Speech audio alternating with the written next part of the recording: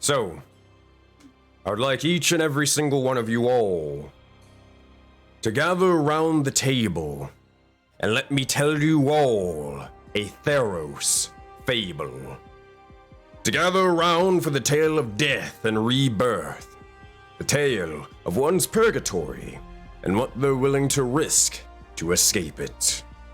Will this be the infamous tale of the path of Phenax?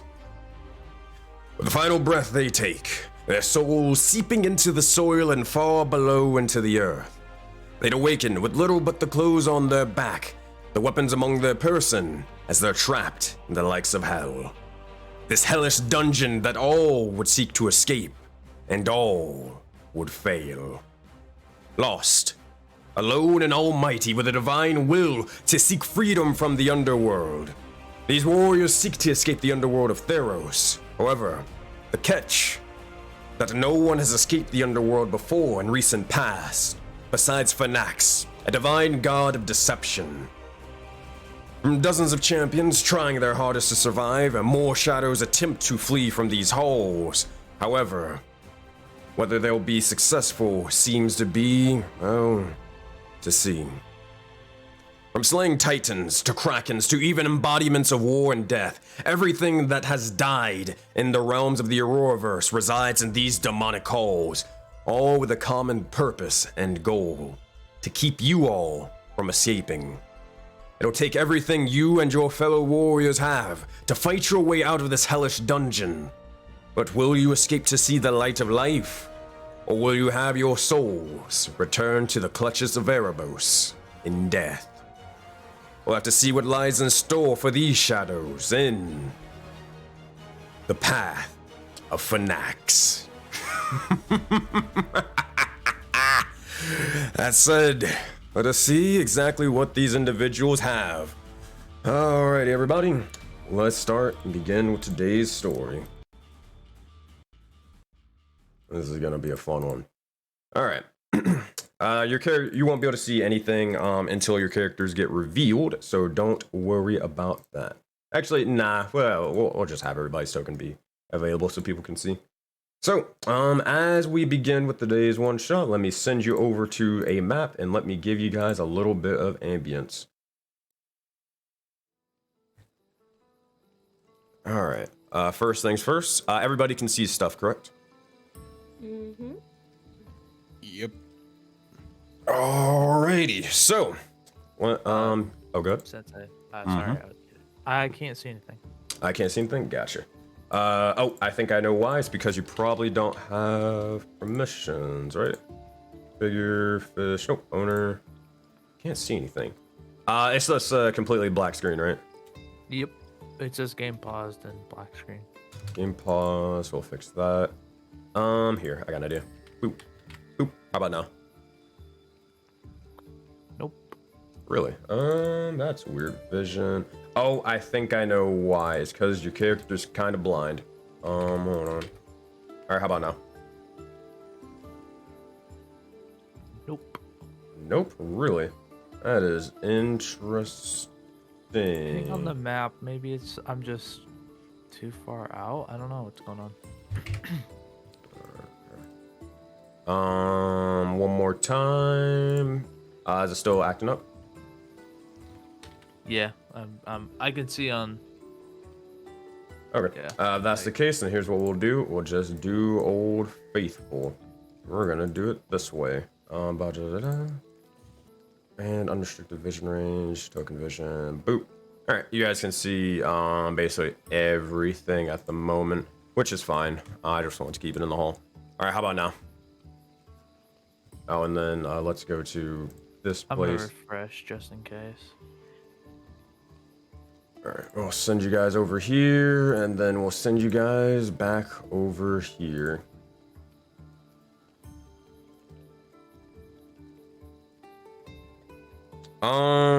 Hey, mods B watching chat. Might get PTSD from names like that. Be on high alert for hate raids and all that stuff. I thought that was over with, but just in case. You never know. Are we supposed to see something in game right now? No, hold on, I'm trying to fix it. I think my thing is acting up now. It was perfectly fine, but I just like switched back over and then it broke. So we'll try it one more time. You know how Foundry is. Always gotta have your technical issues beforehand, before the fun can begin. There we go. And yeah, all the tokens are destroyed now.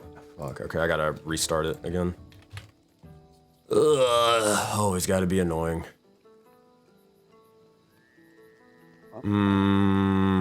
Should we get our role play out of the way in the meantime? Well, I would love to if I could actually see stuff. Oh man, I had the tokens and stuff ready. It's I think it's loading in. There we go. Nice. Stick my vision back down. Okay, configure. We'll try that one more time. Grid lighting, token vision. Okay, I think we're good now. All right, we got there. It just took a little bit. All right, that said, let us begin with today's session. So, as you all begin, or as we begin, look towards this. A will, a pulse, and a breath. You awaken after being slain, and all of your eyes bolt around you wildly as you wonder where you are and what had happened. As this begins to occur, you look over around you with a bewildered face, or bewildered look upon your face. You look to your left and your right, all around you, and you find several others with a very similar expression to yours, lying around in shock, breathing heavily.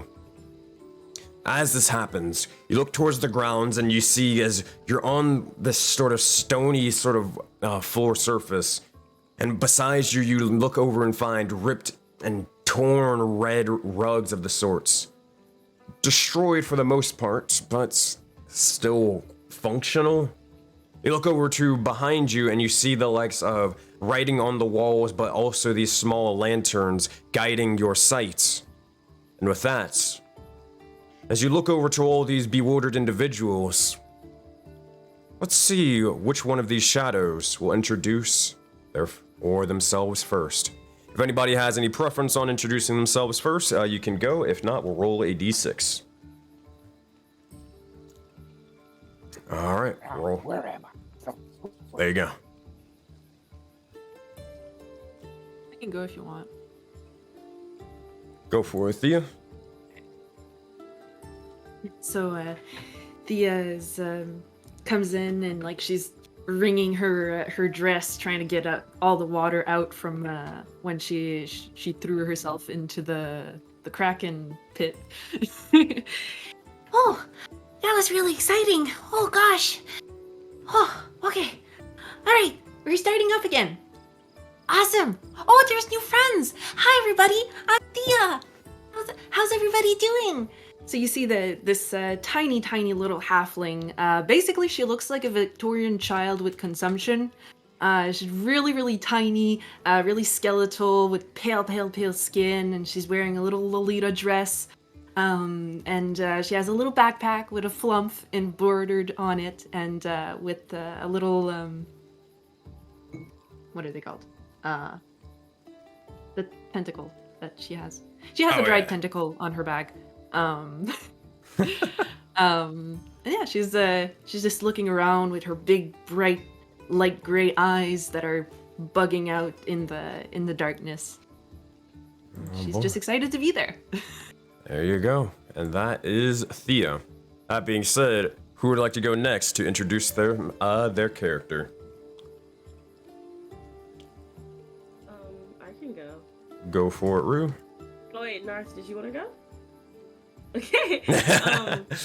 You just see this little axolotl with some scale armor and a decent sized shield with Thassa on it. And they don't talk much, actually. You just see them like... Wait, hold on. Sensei, did I die? Did I die before this? I can't remember. Yeah, you died, I think twice. Eventually, even though with the last one shot, eventually you guys do die. Obviously. Okay, cool. That's all that matters. The cycle does repeat itself. Yeah, okay, cool. That's all that matters. So you'll just see them like, they have like a trash bag over their head, and they're just like looking at all of you, and then they just sigh and take it off, like, and then they just take off the trash bag, and that's it. They don't introduce themselves or anything. They're pretty quiet. That's all they do. Easy enough. Welcome back, room. And here you go. There's their art. Oh, man. It's just this part. Cause of death. Suffocate. So yeah. So every time they die, they spawn back with the bag. Oh no. my. That being said, who is next to introduce themselves and their character? All right, I'll go. So yes, I'm playing Orhu, the raccoon, ringtail raccoon. He's a ranger. You see this 3-foot tall, furry animal, kind of gruffy looking, right? He's got kind of like a mad look in his eyes, like his pupils are kind of staring out at you around yellow irises. He's just snarling and looking back and forth with a long bow on his back and a dagger drawn, wondering what's gonna happen next. And oh yeah, no, he last thing I remembered, fighting a great beast in the forest. Easy enough. Easy enough. That said, also drawn by the Northman himself. Oh, nice. Good job, nice. Boom. Nice. It was one of my early work. That being said, next up, who do we got afterwards? Also, real quick, while I'm seeing this, I believe that would be towards Spike, aka Thea. You did get inspiration die from Oculi Gang Azora, and then Shane gives inspiration to Koru. All right. Nice. So we got 3 others. Who wants to go next? Lonnie is going to see this raccoon guy pull out a knife and kind of get that aggressive stance, and she kind of does the same thing where she like she doesn't know if she can trust him, so she kind of like puts her back half to him because obviously he knows what he's doing. Lonnie's this big fighter lady who could kick all of our asses, and she's just very scary, and also she's angry, so that's yeah. She's like the last. Wait, I was just fighting someone too. Why are we here?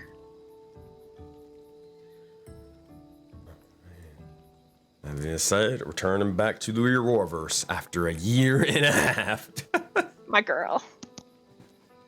That said, who is next? We have 2 more individuals.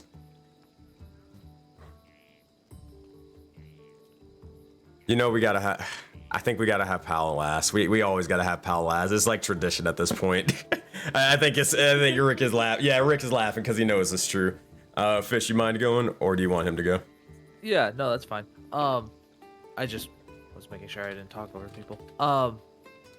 So you see this, not super big, but you know, stocky turtle in front of you, decked out with emblems that have actually been like scratched out and like destroyed.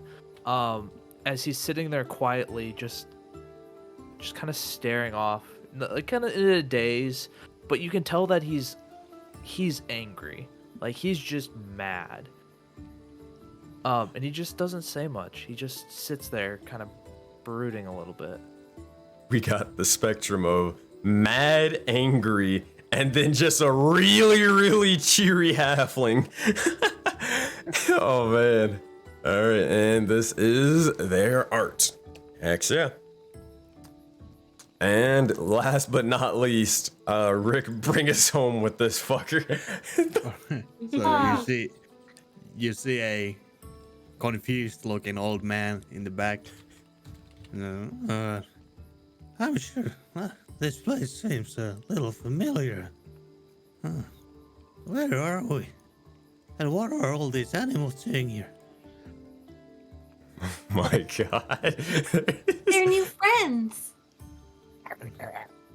Friends? Wait, how tall is Palmore? It's like standard human height. I'd say like an average human, say somewhere around like 5'9" maybe, but he's also old and hunched down, maybe 5'5" at this point. Got the hunchback going. Oh man. Also, Palmore, you do receive an inspiration die. Okay, Rue's gonna stand next to you, buddy. Like he's not gonna like. Oh, wait, they're hold not on. gonna say anything. There you go. Oh. I just wanted to show this guy off. Oh man, definitely not Colonel Sanders, I swear. He's just missing the he beard. He looks like he was a pimp back in his day, getting all the bitches. That's what You don't know shit yet. Oh man, that's All it. will be revealed. Oh Also, man. Thea's token should be much smaller than that. Oh, I think it's just because of the border, honestly. So yeah, let me just Yeah. we got a lot of short characters in this group, so we're just gonna boop. Tiny. Yeah. Granted, the axolotl is probably like 2 feet tall, if I understand this right. So I mean, you're No, I'm 3. 3. Okay, you're about the same size then. Koru, how tall is your character? Yeah, about 3 feet. 3 feet. Yeah, I mean it's the same Oh thing. fuck! You can't all Yeah, be man. short, guys. We gotta watch our step around here. We're the yordles. We're the yordles. No, listen. Last run, I was with a whole bunch of tall people. When I tell you, like Rue was struggling, man. But hey, look, I was pretty strong though. I'll say that much. That said, as you all look towards one another, what do you say and do? Sheldon, I think you want to say something. Yeah, Sheldon's sitting here and he's like noticing all the like these really shorter people. He's probably about 6'6", 6'8". You know, kind of stonky with his armor on, just chilling there, and he's just kind of watching all these like 3-foot people like running around in front of him. Man, oh man. That said, as you look around, looking towards these people, you can't help but notice a couple bit of writing on the likes of the walls. You hear, or not you hear, you see as there's actually names of the sorts. Now, it wouldn't really mean much of anything to you. You see the likes of Hockey of the Hands, Arashi of somewhere there. You see Grom, and then something of notice as they introduced themselves earlier. You see the name of Thea Glimmertoe, on that wall as well. Is Sheldon's name there? Sheldon's name is not there. Wait, is Rue's name there? Yep. Or no? Okay. Your name is there. All right. Yeah, Rue again. I was just like, we'll just like kind of walk forward a bit. That's it. Like not super far, just like right here. If I took him, I'll actually do it. It's not actually moving. There we go. I said, Pal, you sort of look over towards the likes of the wall and you see yourself, and you notice as one of the highest individuals, you'll notice as it says dungeon floors conquered, and it says at the most being, I believe, 3 for Pal, right? 3 in a row, or no? Am I wrong? Yeah, I believe that's right. 3 in a row. That said, you look over towards them. Actually, you don't really know his name, so you probably don't even know who's who. So, yeah. Must be a most ones at least. I think it's for the people that are the most awesome. Well, I can agree to that. Yeah. I'm glad you're here again. I love making friends, but it's nice to know someone. Does touching the Who name are do you? anything? Touching the names, nah, it doesn't seem to do anything. You sort of run your hands across them, but nah, nothing. Thea's Meanwhile, gonna take Corey- a little pencil and draw a little heart next to her name. Aw. That's Gordon's it. backed up against the wall and like, he's got his hackles raised and his hair is all standing on end and everything. Oh my god. Said, as you guys are sort of looking towards one another, you see as Rue begins to start walking forth towards the likes of this hall. Now, granted, it is a long sort of dark hallway, but you're not entirely sure where it leads to. To the other side, you look over and it kind of falls into the likes of a dead end and more. Still surrounded with stone walls, but that's about it. You look over to the other side and it does sort of wrap around a corner and you see light around it. But that's really pretty much it. You're not entirely sure where it would lead. Regardless, the choice is yours on what you want to say to each other and what you want to do. Anyone know where we are? We're in hell again. Oh, what? Yeah. We're in hell? Yeah, it's pretty cozy in here. Where I died. How many times have I died now? One, two. You're fucking Yeah. crazy. Hey, that's mean. Anyways, but I died twice. That was really cool. And yeah, we're gonna have to fight stuff, and it's like a game. Like, But yeah, so sorry if that was abrupt, but yeah, you're dead, by the way. You just see as Lonnie is just trying to puzzle. Oh, you're muted, by the way, Sammy. But you just see her trying to understand and comprehend all of this, because it is a lot. It's a lot. Now, Lonnie, the last thing that you remember is literally just being in the likes of a cave and then looking over at these giant sort of creatures and your allies and more, taking them out one by one. First seeing the likes of Messiah, and then the second thing being the likes of Silna and more. Regardless, you look over and you're not entirely sure whether this is truthful, whether they're actually dead if you're dead, but this small halfling definitely says you are, and they are, well, they're not Golna. She was a gnome.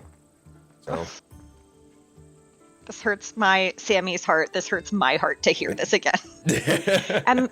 Quick question. Am I still covered in like acid, slime, vomit stuff? I'll leave that up to you whether you want to or not. I mean, I don't want to be, but I feel like she probably would be. So is that a yes you want to then? Yeah, hashtag regret, but yeah, she's covered in vomit, slime, poison, acid stuff. It's Great. not good in the slightest. It's terrible. Ugh. Okay, so Lonnie is going to like, she's completely flabbergasted, has no idea how to take any of this, looks down at herself, sees all the slime and stuff, and then she's like, that bitch did kill me! How do I get out of here to find her? I need to kill her right back. No, how do we get out of here? You said you've been this before? How do we get out? Well, we have to like kill a bunch of stuff, and then maybe Cool. we're gonna get out. But it's gonna be okay. And like she comes over and like pats your hand, and Lonnie is not like trying to be rude or anything, but she just hears like you have to kill a bunch of stuff, and she's just like, "Cool, let's go," and starts walking down the hallway. okay, yeah. Hearing all this, Sheldon is basically tagging behind, just not really trusting you guys, just kind of watching. Easy enough. If you guys can actually move your tokens, as you see, as Rue notices you all sort of going down or talking to each other and seem to start walking this way. Rue leads the way, Pal follows, and Lonnie storms right behind them, and with everyone else following behind her. And again, you can move your tokens over to the area, and I'll explain I stuff in the cannot meantime. move my token. Oh, really? What? Impossible. Foolishness. Configure Nothing is permission. possible when it No. comes to foundry. Really? Oh no, that's weird. Yeah, Boop, I also boop. now have unlimited vision, so. Yeah, I did that for everybody. Oh, okay. But I yeah, can you're- move. Oh, what about now, Sammy? Yes, I can. The original token is just chilling there, but I can move the second one.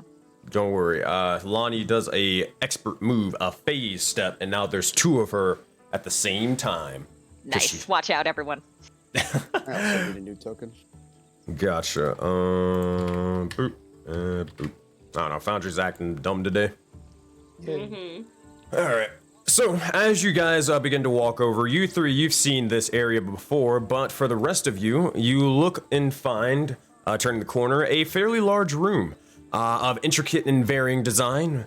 First, to your immediate left, you look over and see the likes of a training room for honing your skills. To the upwards to the left, you would find an arcane study with tons of books, scrolls, potions, and more off to the side. And you also see at the head of it all a blue tiefling woman who is dressed rather noble-like. She's in the middle of conjuring an incantation once more, reading a book simultaneously, and trying to understand or something. You're not entirely sure. You see she begins to sort of walk over and begins to start mixing a bit of potions and poisons and all that stuff, but here's what you see over here. Before we get to her, you do also see towards the right, also Cora, you guys don't want to move just yet. You don't want to move just yet, trust me. You'll see why in a minute. You'll look over and see to the right, a forge of dwarven design, a lava pit, an anvil with pelts lying about, and hammering away, sort of tempering the likes of the, or sort of steel, and sort of heating up the metal. You'll see a male dwarf who seems to be whistling as they continue with whatever work they gotta do, before eventually hammering onto a blade before putting it off to the side for later. As this happens, though, Rue, Pal, and Thea, this is a normal sight to you. Until you see this fucker. You look over and slowly writhing out of the likes of the lava pit, you see as several tendrils begins to slowly sort of form out of it. They crack and begin to sort of break and tear as they move with each sort of slight movement, slight adjustment. And you see as they slither out this creature with multiple mouths inside of mouths. They seem to be just sort of sulking and brooding off into the corner. The shadows lengthen around them, and so do their massive tendrils. And you look over to them, and as they look over to you, you just hear as they snarl in a strange language as you see this individual. Oh boy. That said, with all these sort of things between the tiefling woman, this strange individual looking like a kraken over there, to the dwarven individual over here, and to the training room. Lots of things to explore, and also there are 2 double doors leading to who knows where. The choice is yours on what you want to say, what you want to do, and who do you want to talk to. Bro, Foundry is pissing me off. You guys can't see shit. Oh my god. Oh shit. Holy fuck, that scared me. That dice roll came out of nowhere. Yeah, Foundry's trying to literally test me today. Oh. PTSD kicks in. Oh, I thought we dealt with that. Hey, hey, Kaliana, are you worried about that? Or is that normal here? What you talking about, love? Hi. It's Oh good to see you again. no, he's just he's a little bit angry or whatever, but don't worry, he'll be fine. Okay. He just sort of came in here not too long ago and just started throwing stuff around. I did not appreciate that, and eventually we had a talking to, and we came to a mutual understanding. Oh, hello, Rue. Welcome back. We all know each other. Foundry hates us, man. Oh, man. Yeah. Because It's on bugging my out. screen, my token has not moved. Oh, there you go. Oh, man. Man, oh, man. We'll make do. I'm trying my best over here, but I don't know what else to do, my friends. Hopefully in the other map it will be a little less laggy, but we'll hope to God and find out. We'll get there. Yeah. Also, like, everything on OBS is messed up because I didn't have a chance to set it up for whatever reason. Like, my camera is like, very, very dark for whatever reason. I'm playing D&D in the actual dungeon, apparently. Despite it being very, very bright in my room. Oh yeah, by the way, so I don't forget this time, because of Pal's triggered PTSD of this fucker, he casts mage armor on himself. You got it. As you begin to do so, you watch as the sort of arcane shielding and or armor begins to form over you, protecting. As this happens, you get even a remotely close to this individual. You see as he just sort of folds the likes of his tendrils, kind of like as if he was folding his arms, and then just stares down at you, just breathing heavily, just saying, actually, hold on, where is this thing? Yeah, just.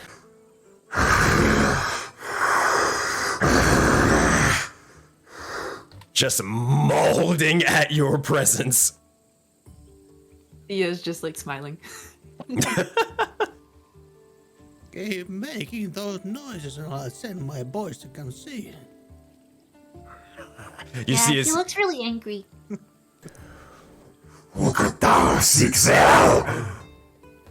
You see as he just starts saying in a strange language that you probably don't understand. Actually, real quick, what is the languages that everybody speaks? Let me double check. Common, halfling, and undercommon. Common and abyssal. How the fuck did y'all find that again? I forgot. It's underneath your attributes on your sheet, bottom left. Oh, I speak Aquan and Common. Aquan and common. So yeah, you'll be able to understand a little bit of what he's saying. I figured. I have common, undercommon, and dwarfish. Nah, nothing for you though. Oldish primordial. So Primordial, you'd be able to understand what he's kind of saying. That said, yeah, if you understand Primordial, you'll be able to understand it. If you understand a little bit of Abyssal, you'll be able to pick up a couple things, but not much. He's kind of mixing the likes of the languages at the moment, but as this happens, well, Rue, you approach him. Do you say anything to him? Oh, sorry. Someone in the chat asked if we could turn Narth up a bit. yeah, I'm working on it. I can try and. Yeah, he's at 200%, so I can't really do anything about it. Yeah. Just cutting out to a little cut. Good to know. Thanks. Oh, good. Okay, honestly, Rue's just looking at him and trying to figure out, like, Rue's probably gonna touch. Okay. Rue's probably gonna try and touch the tendrils because Rue's just really happy that it's around like another aquatic creature.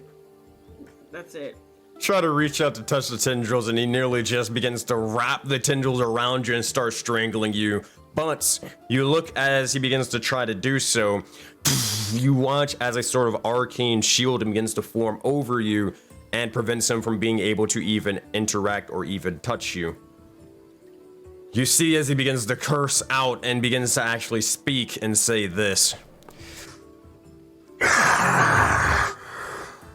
You do not touch me, little one. Neither will you, little girl. As he begins to point over towards Thea. You were the one with the one they call Seth.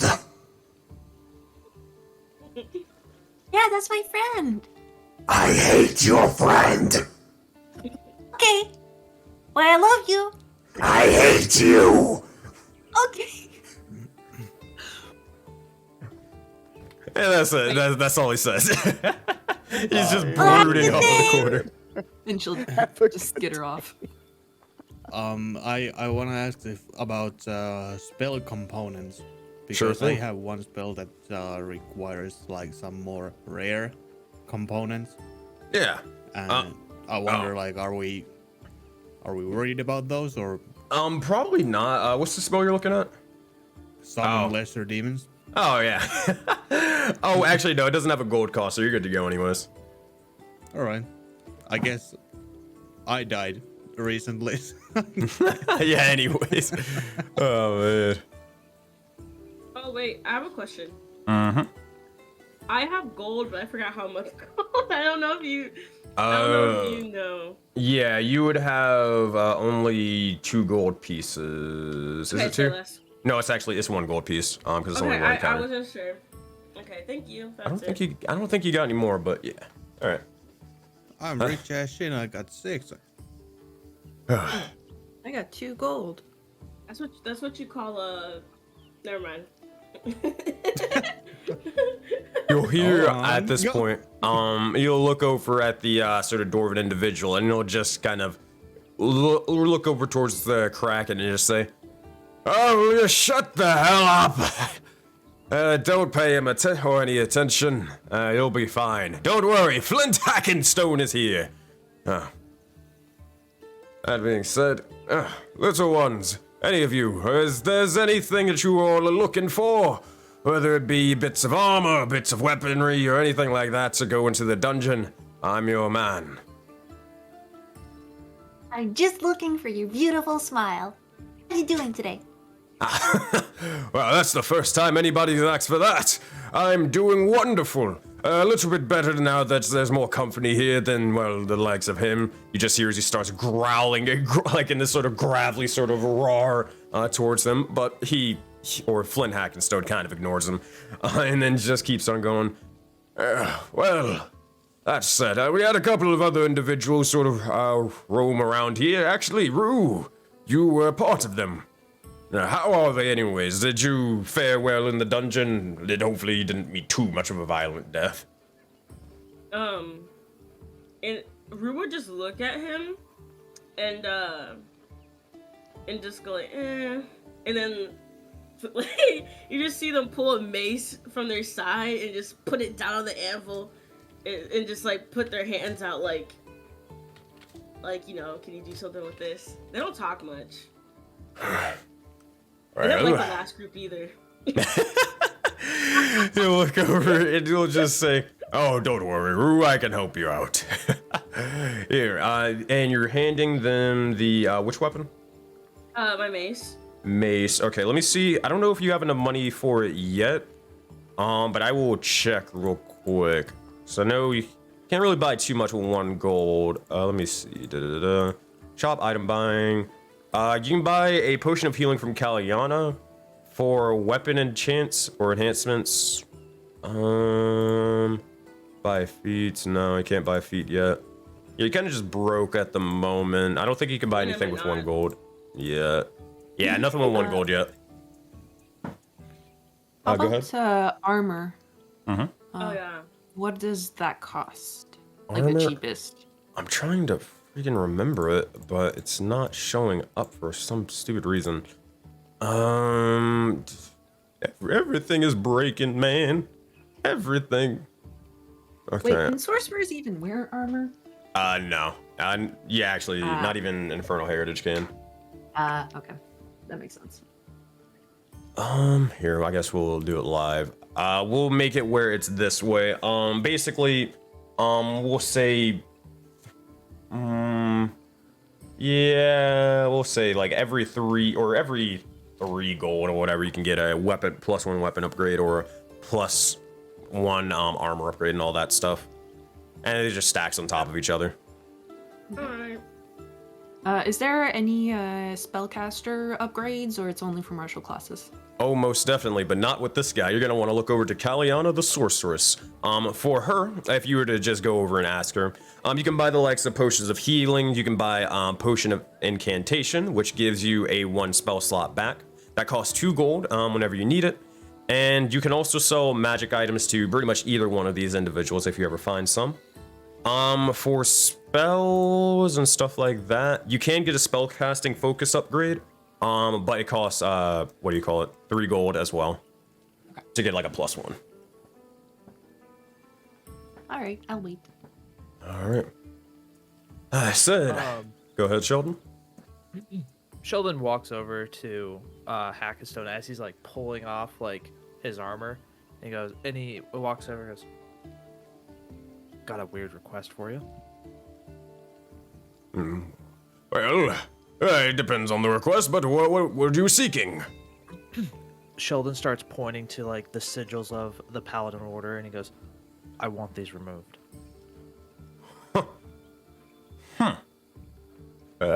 Sigils, and are they engraved into your shell or something? Oh well, no, it's on the armor, not on the On the shell. armor. Gotcha. Yeah, but he's done with it, and he's like, "No." You know what? I think I could do something for that. Something pretty simple. It will cost you. Actually, I tell you what. You go into this dungeon.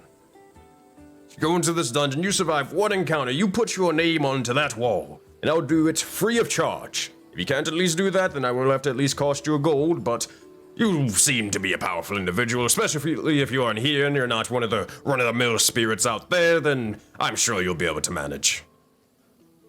Oh, Sheldon looks at him. Deal. And then just walks right to the gate. Easy enough. You see as Sheldon begins to sort of start walking forth. And at this point, actually right before you get there, right before this happens, you see as is it not here? Okay, that's fine. Oh my gosh, please. Foundry, stop being stupid. You look over and you hear a sort of cracking or crackling of thunder, and immediately you see a little bit of an divine explosion emanates sort of towards the likes of the door. As this happens, you see and look over as the likes of this strange device seems to be slowly sort of floating around. For some reason it's not animated because again Foundry's trying to test me today, but that's okay. You look over as it begins to sort of shine with this little divine blue light, and as it does, it seems to be sort of glowing and just sort of floating up and down. That said, Rue, you've seen this before, same thing with you, Thea and Palmore, but the choice is yours on what you want to say and do when it comes to it.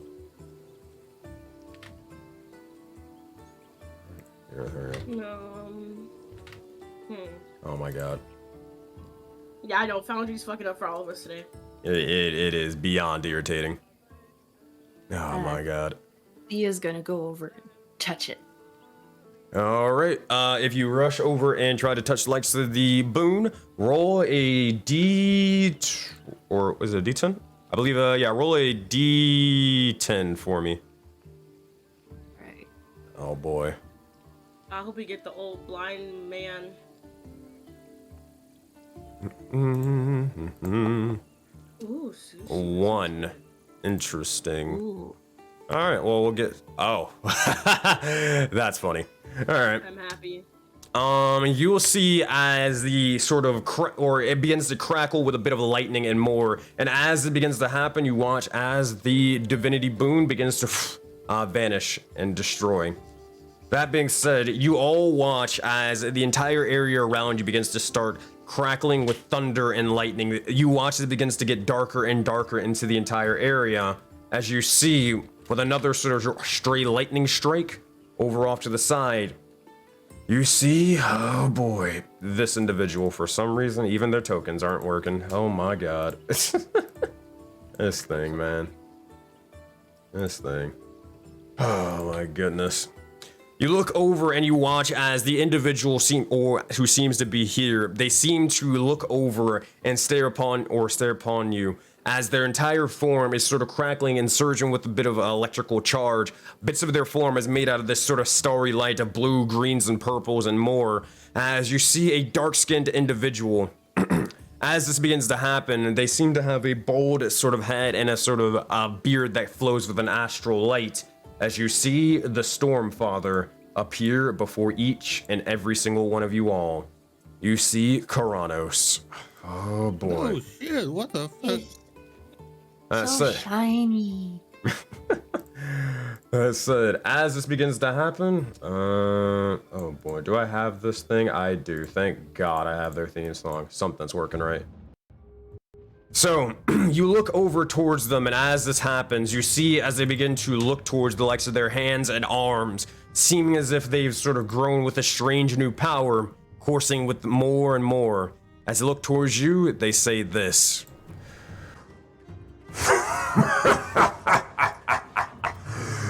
It seems that the chains can't keep me shackled. That being said, well met, warriors, well met. It seems to be that you requested a bit of my aid. Was it you, little one? And you'll see as it points to the likes of Thea. Sure. You just say sure. Is it a yes or no question? Did you or did you not, or am I at the wrong place? Well, That's fine if I'm at the wrong place, I just want to make sure.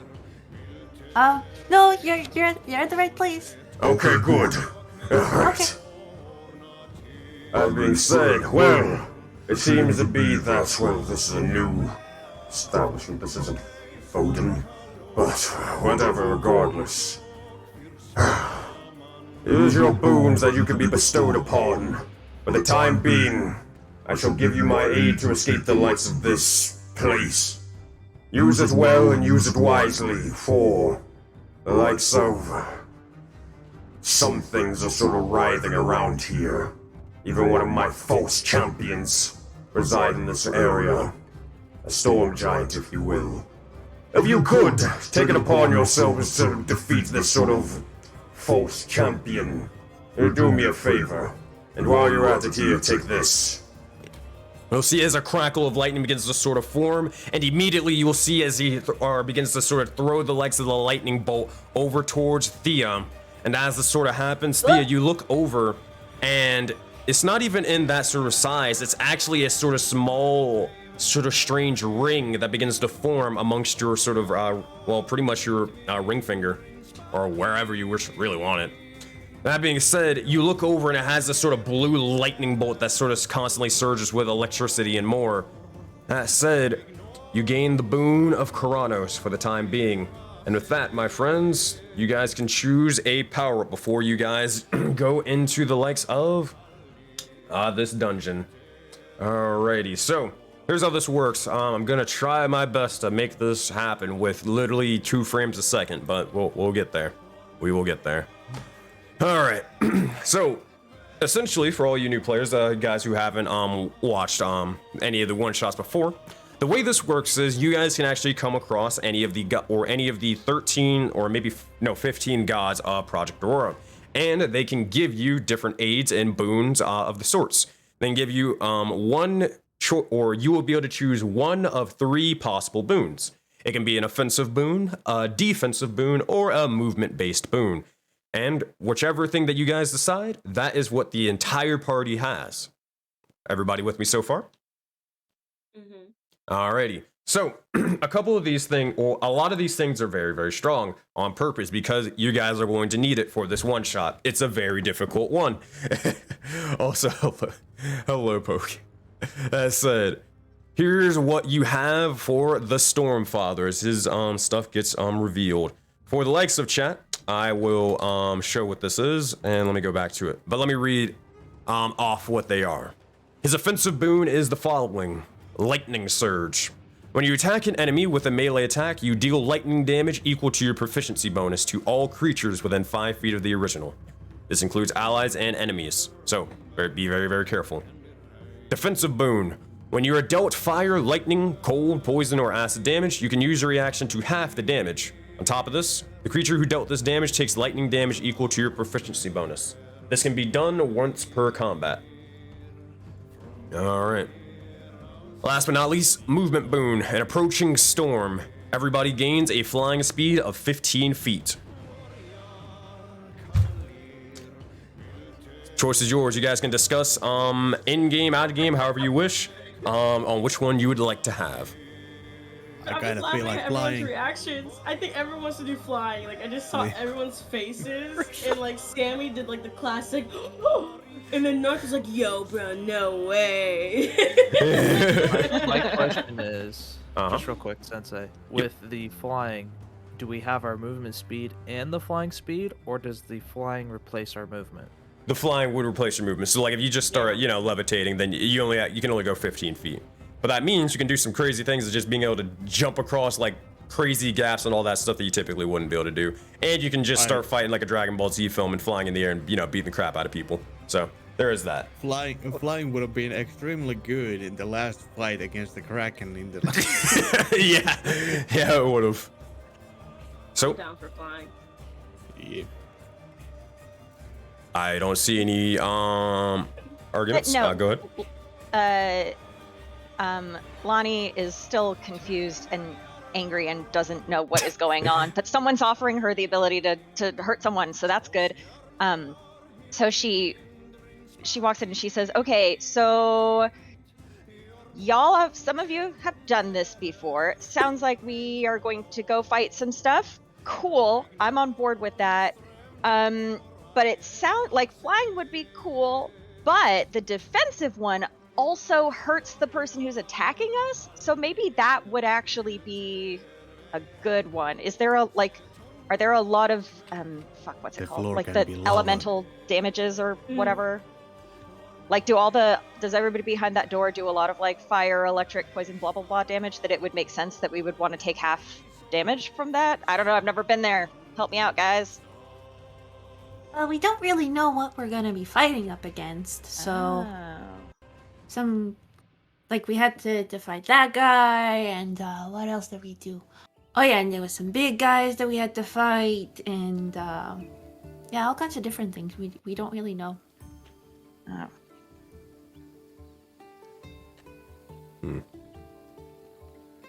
I was don't just I standing don't by the door. I don't feel very good about the defensive one because twice now I've used lightning damage against big strong enemies and they are always been immune. Good point. Good point. But flying. Yeah. Yeah, I mean, you know, when I wake up somewhere and then somebody offers me something that tells me I'm gonna fly, I'm like, yeah, let's go. Oh my It's god. like, Move over, get out of here, Atticus. Oh man. That said, it seems like everybody wants flying for the most part. Is that what I'm understanding? Alright. Yeah. Flying speed it is. As this begins to happen, you'll hear as Karanos the Stormfather. Now, also, a little bit of context here, Lonnie. You can't really comprehend what the hell this guy is. He's just some big dude. Because if you remember from a long while ago, the gods didn't exist in Atharis. They are dead. So this is like, wait, what? But you'll see as he says, If that is the case, then let a mighty storm guide thee. and immediately you'll see as he strikes the legs of the ground with a lightning bolt, and you'll see as Karanos vanishes, and down below each and every one of your sort of feet, you'll see as there are little thunder and lightning clouds, allowing for you to fly wherever you wish and right atop of.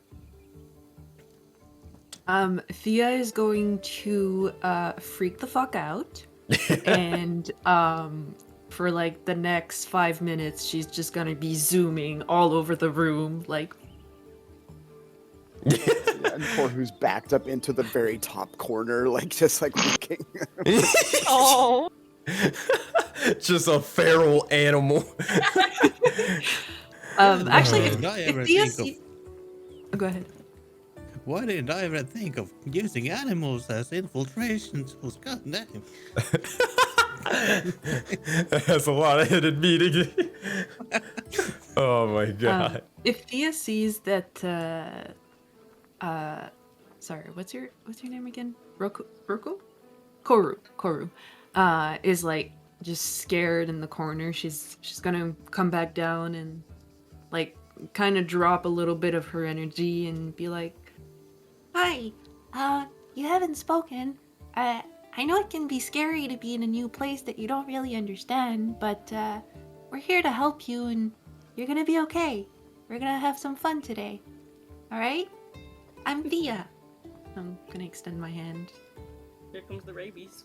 I know, right? Like you could tell that he's like looking back and forth, looking at the hand, and then kind of snarling. And he's like, I don't usually talk to people, but I guess this is what it is. So good to meet you.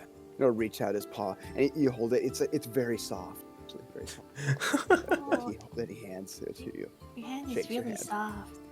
Yeah, and he's like, "Arr," and then kind of skitter down the wall. Oh, hey, do you want a cupcake? And I'll pull out one of my little black moss cupcakes. Yeah, he would turn around to you on all fours, looking up. Cupcake. Yeah, they're really good. Sure. Just open up his mouth. Like, are you like grabbing it from my hand, or like you want me to feed you? No, yeah, because like I think I skittered down to the floor, so I think I'm like below you now. So yeah, just toss it down into his mouth. That'd be perfect. I mean, she's 3 feet tall, like barely. Oh no, I was So I was thinking I was up on the ceiling in the top corner, actually. Oh, gotcha. Yeah. Okay. So she's gonna be like reaching up. Here Yeah, you exactly. He would grab it and then like skitter away and look at you from like beneath something. That's delicious. Rick.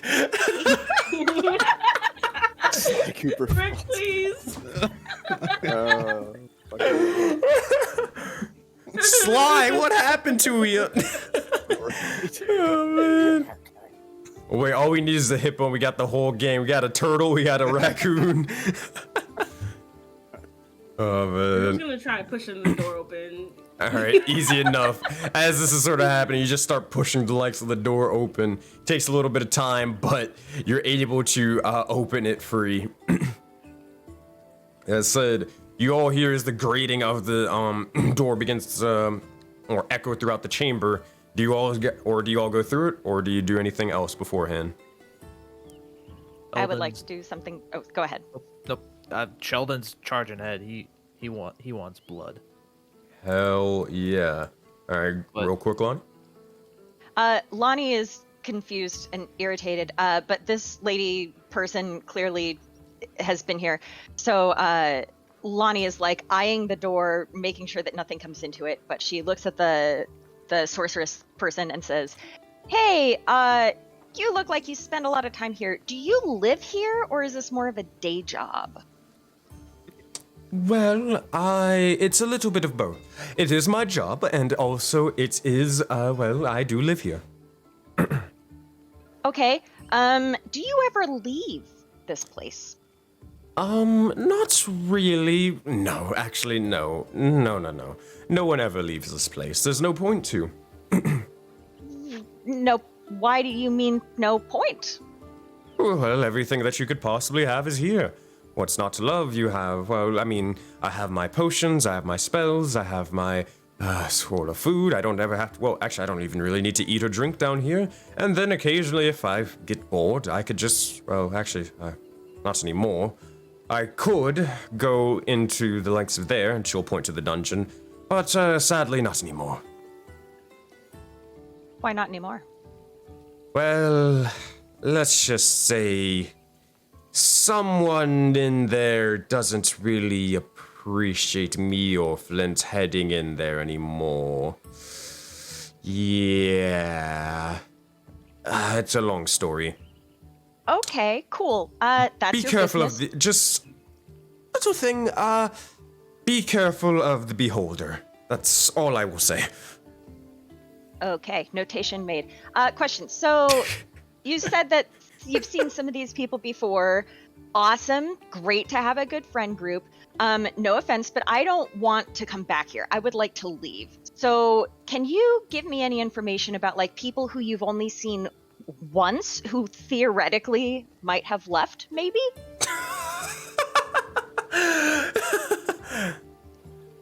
Oh, wait, you're serious? Oh, my apologies. Once, no one leaves out of this place. No one can. But it's worth a try. Why? But...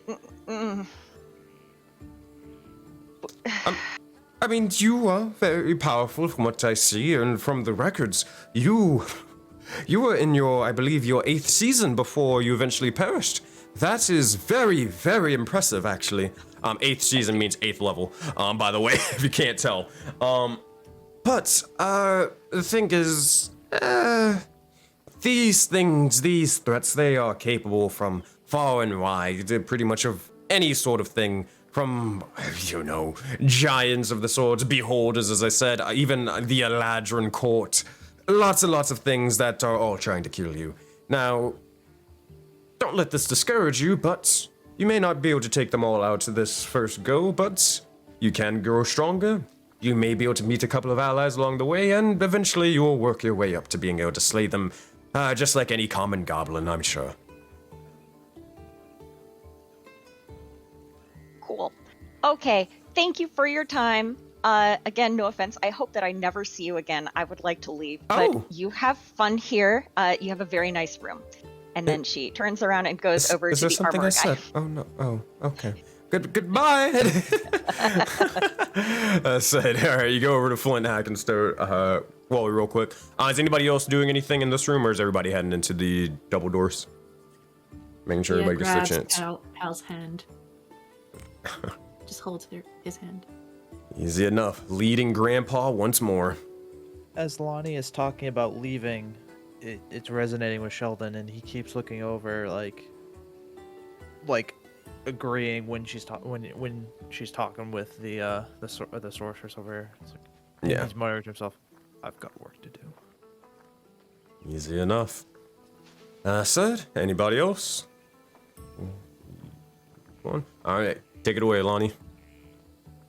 Hey, can you help me upgrade my weapons? Sounds like there's some bad shit behind that door. I'd like to kick its ass. So, what do you got, buddy? Well, assuming that you have the coin, then of course I can help you. Do you have the coin? Sensei, out of character, I did have 35 gold on me before I died. Do I still have that along with the slime? You look into your pockets. They're empty. Fuck! Son of a bitch! Is there something wrong? Well, I've died, apparently, after watching a whole bunch of my friends died, and then I woke up here, which is apparently hell. I'm very upset, and my money is gone. So, yeah, there's a lot wrong. Fuck. You as well. Not to compare trauma or anything, but yeah, same thing with me. We fought a red dragon and we died. Oh no! Shit, man, I'm sorry. Ooh, that sucks. It's fine. My brother is out there doing his or living his best life, I'm sure. Wow. So how long have you been down here? Oh god. How long has it been? Let me think. Lore-wise, it's been. And then that's past. About 8 months, if I'm to understand. Yes, about 8 months. Do you ever talk to that lady over there? Oh yes, Kalyan, of course I do. Okay, she says she doesn't have to she lives here, doesn't have to eat or do anything. Does that apply to you too? Oh, of course. Does that apply to us? The eating and drinking part, yes. You don't live here though. You kind of just are stuck here to fight and die. To fight and die. To fight some more and then die again. It's pretty straightforward. To fight and die, to fight and die. Okay. Alright. Well, this sucks. Cool. Well, can I, when people come back, do they get coin? Like, can we get weapons and stuff out there? Oh, yes. Actually, you can. So every time you complete a sort of room or anything like that, you get a little gold coin as well. But on top of that, you listen closely. If you ever find the likes of a couple of Duergar mine or something like that, you see these sort of crystals of the sort, bring them back to me and I'll make sure to give or exchange them for a hefty amount of gold. Or whatever you request. Cool. All right. Sounds good. Hope I never see you again, but if I do, I'll remember that. So great. Cool. Thank you. Bye. I'll see you tomorrow. And she's like, let's go! And starts going through the door. All right. At this point, you guys all begin to start, or Lonnie, you rush over to catch up with the others. And at this point, everyone, I believe, walks through, correct? Even you, Cora? I know your token was acting up earlier.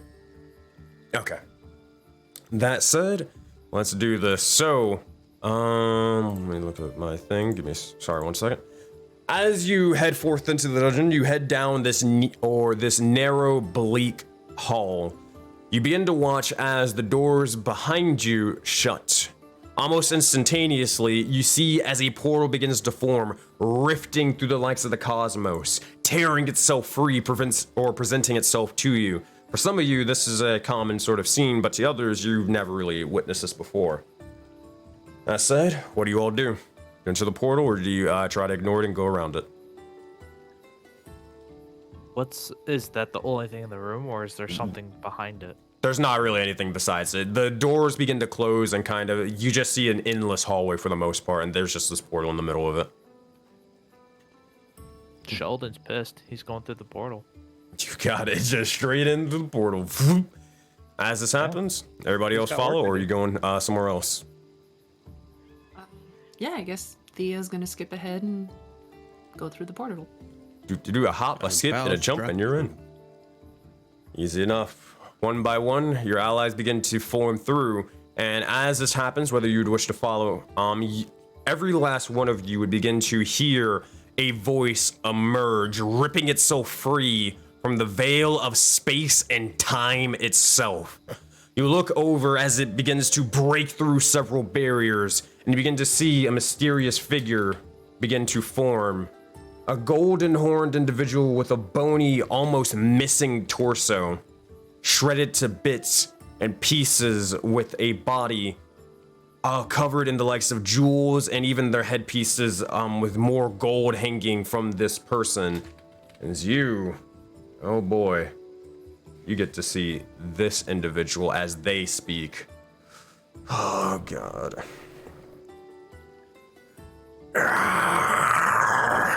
You won't escape these halls. Time after time, your insolence gets the best of you fools. As long as I'm alive and well, you all remain here dead.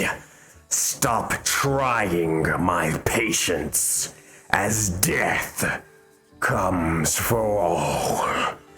And with that, you see as the god of death, Erebos' voice exits your mind. You feel your body rewrite itself anew, and you appear in a strange foreign area. But before we get to that, I need two people, or I need a roll for two things. I need a roll of a D13, and I need a roll of a D5. Let's see where your journey will take you today. I'll roll the D5. Someone rolls the D13. Can I roll the D13? Wait, do you just do /R 1D13? Yeah. That is a 3 for the D5, and that is a 10. Re-roll that D10. You cannot do that fight right now. That is the giant fight. Why can't we do it? Because you can't do a boss fight in the first fucking go. Not anymore, at least. Really? Not anymore. I appreciate But that. he's weak. What? Do I hear 13. mercy? Oh, right. Mercy. Ah, yes. If you really want me to TPK the entire party and one-shot you for a fun experience, then yes, by all means, I will do that. But I assume you would not have fun if you get one-shot by one ability and go. So, let me help you. Okay, so max damage, 13. Yeah, all right, 13. Reroll again. For me. Shit, okay. One more time. Is it good or bad to get high or low? It doesn't matter. I randomized all of them. I just got those high numbers. 12. Okay, all right, there we go. Now we got something that's not a boss encounter. Jesus Christ. So what I'm hearing is we're all rolling high today, right? We're not rolling ones all day, right? Don't jinx it, bro. Yep. All right, here we go. Got them out Oh, of the this way is about yesterday. to be sick. All right. That said, here we go. Good thing I got this ready beforehand. Just in case. One moment, please. Alrighty, so as this begins to occur, you all watch yourselves being rewritten. It's definitely a strange experience, but before or afterwards, you look out and you find yourself high above the likes of the ground, thousands of feet even. You reside in the likes of a strange sort of tree up above. Rue, this feels very familiar to you. To the others, not so much. Hopefully this thing will load in. Please? Team? Flag? Hello? Anything? Okay. Thanks, Foundry. Appreciate you. It's a liberal sphere of annihilation. Excuse me. I don't even know. I You know, don't even know. Hearing that we're high up, it's a good thing that we decided to There get we the go. flying Jesus speed. Christ. Oh yeah, exactly. Yeah, that was a good life choice. Yeah, Why that is was a good life Core choice. not Now- here? Okay. What? I am. Now we can't fall to our death, right? Right? Oh man. I don't even see liberal sphere of annihilation. I see wrathful. I don't even. Oh wait, the one beside you. I don't even fucking know. This module, everything's just like, hey yo, let's just break on SenseiSuplex because fuck that guy, you know. All right. That said, as you all appear over off into this sort of tree, you look over and you emerge out of the likes of a strange sort of portal off to the side, purple in fact, but you do see another green one off up ahead in this massive sort of nest of for a bird-like creature. choice is yours on what you want to do in this moment in time and where you want to go. Thea's gonna rush over to like the big branch and just like hug it and Wait. look around, and like she doesn't really know how to like process this because this is very, very high up, and she hasn't really been that much on the surface. She's lived in the Underdark her whole life, so like this is like really weird, and she just like just freezes. fucking fly. Yeah, Rue's gonna like grab Thea before she can go too far. Like, you know, she doesn't like Rue doesn't know like what they're doing, but because Rue remembers what happened, they're just gonna stop them. But then when they see them hugging the tree, Rue will just like take Thea's hand, and then like slowly like try to guide them up the tree safely. I And think so. Thea will follow. So I guess you're used to this. Is this normal? Like, this is a big plant. Oh. This is crazy. It's fine. And then I just like Corey's gonna like skitter around the the whole thing, you know, around like a squirrel. Okay. Um, If you're cheery, it ain't scary. If you're cheery, it ain't scary. If you're Yeah, I cheery, love you. it ain't scary. Okay. This is fine. Okay. And as said, as this begins to happen and occur, Rue, you, just like last time, in each and every single one of you, you begin to start hearing a bit of singing faintly. It's beautiful, in fact. You hear as it begins to come from the likes of several, or this sort of tree over off to the side, and as you begin to hear the sort of singing and more, it gets louder and louder. But what do you all say and what do you all do? I immediately tell everyone to like Gru just says, "Don't listen, don't sing." That's it. That's all they say. Don't listen, don't sing. Does Rue have previous knowledge of? Yes. Okay. Thea's You gonna probably plug her just see Sheldon like roll his shoulders forward and like just sword and shield ready, and he's just ready to go. I said, as this He's begins got to business on the surface. that begins to happen, D6. Oh boy, let's see who's gonna be. Oh God. I have Uh-huh. a question. Mhm. Sorry, I wanted to ask. What exactly were they again? What were they called? Well, What we went against? you're about to find out. With a 1, that is gonna be you, Rue. You all, No, as you silence. begin to see, as Rue begins to just sort of say, "Don't sing," and watch out for the singing and all that other stuff, right? As this begins to occur, you blink. Rue's gone. And she just completely vanishes. You hear as the singing begins to just stop for a brief moment in time. Everyone make a perception check. Oh, goodness gracious. 6, 17, natural 1 for a 4, and a 7. It's too blinding fast at this point. But with a 17, Sheldon and Koru with your 18, do you have advantage on perception check? Sorry, no, sorry. Oh God! he's just rolling dice. He's like, another one. Do I have advantage on that? No. All right, but you look over off to the side and you see as sort of hanging over. You look to see as some winged beast has the likes of Rue in their clutches. You see as they begin to hang them from the likes of down or up above, and as they do, you see a sort of female individual flapping their strange sort of wings, these sort of jagged claws with this sort of almost or strange sort of mangled face and more. As they look over, you see one begin to emerge, and then another, and then a third, a final fourth. But then, as soon as you believe that the onslaught's almost done from these individuals emerging, you see a fifth from down below. And with that, it's time to test your resolve, champions. They have an ally, and you need to get the hell out of here. I need each and every single one of you to roll for initiative. Oh boy, here we go once more. Oh, by the way, my AC is 13. It's supposed to Oh be yeah, because mage armor. Yeah. Gotcha, Damn it. gotcha. I believe that is everyone. All right, let me help you out, Mr. Moore. Mage armor, boom, boom, boom. All right, let's roll some initiative for these individuals and let's get started. Damn, So- what is wrong with you guys rolling so high? I wish. So, if you guys don't know, if you don't remember, you do have the Argon Combat Hud if you want to check that out. All you got to do to activate it is right-click on your token, go to the top left of your token, and hit the little two swords crossing, and then it'll open up the Argon Combat UI. All right, there you go. We're going to open that up. All right, has everybody rolled for initiative?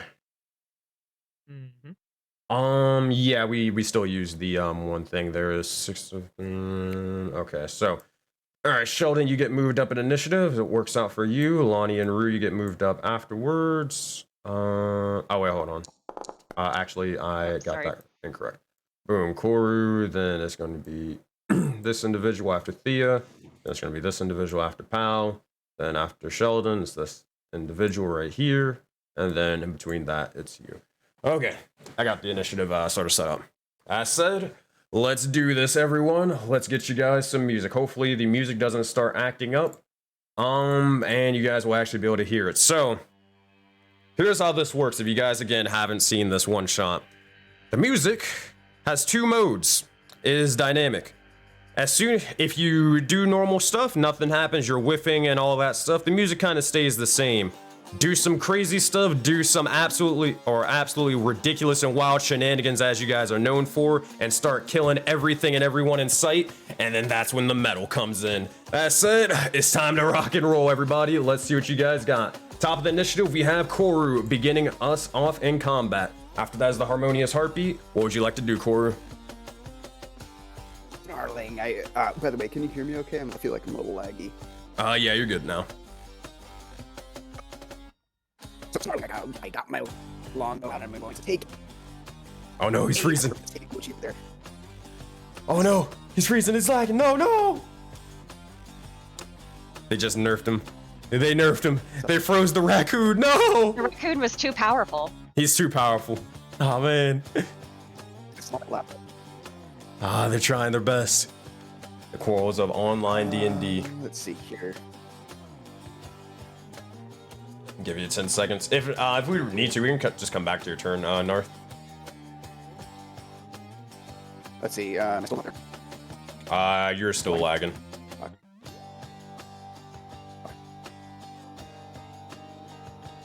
We will hold.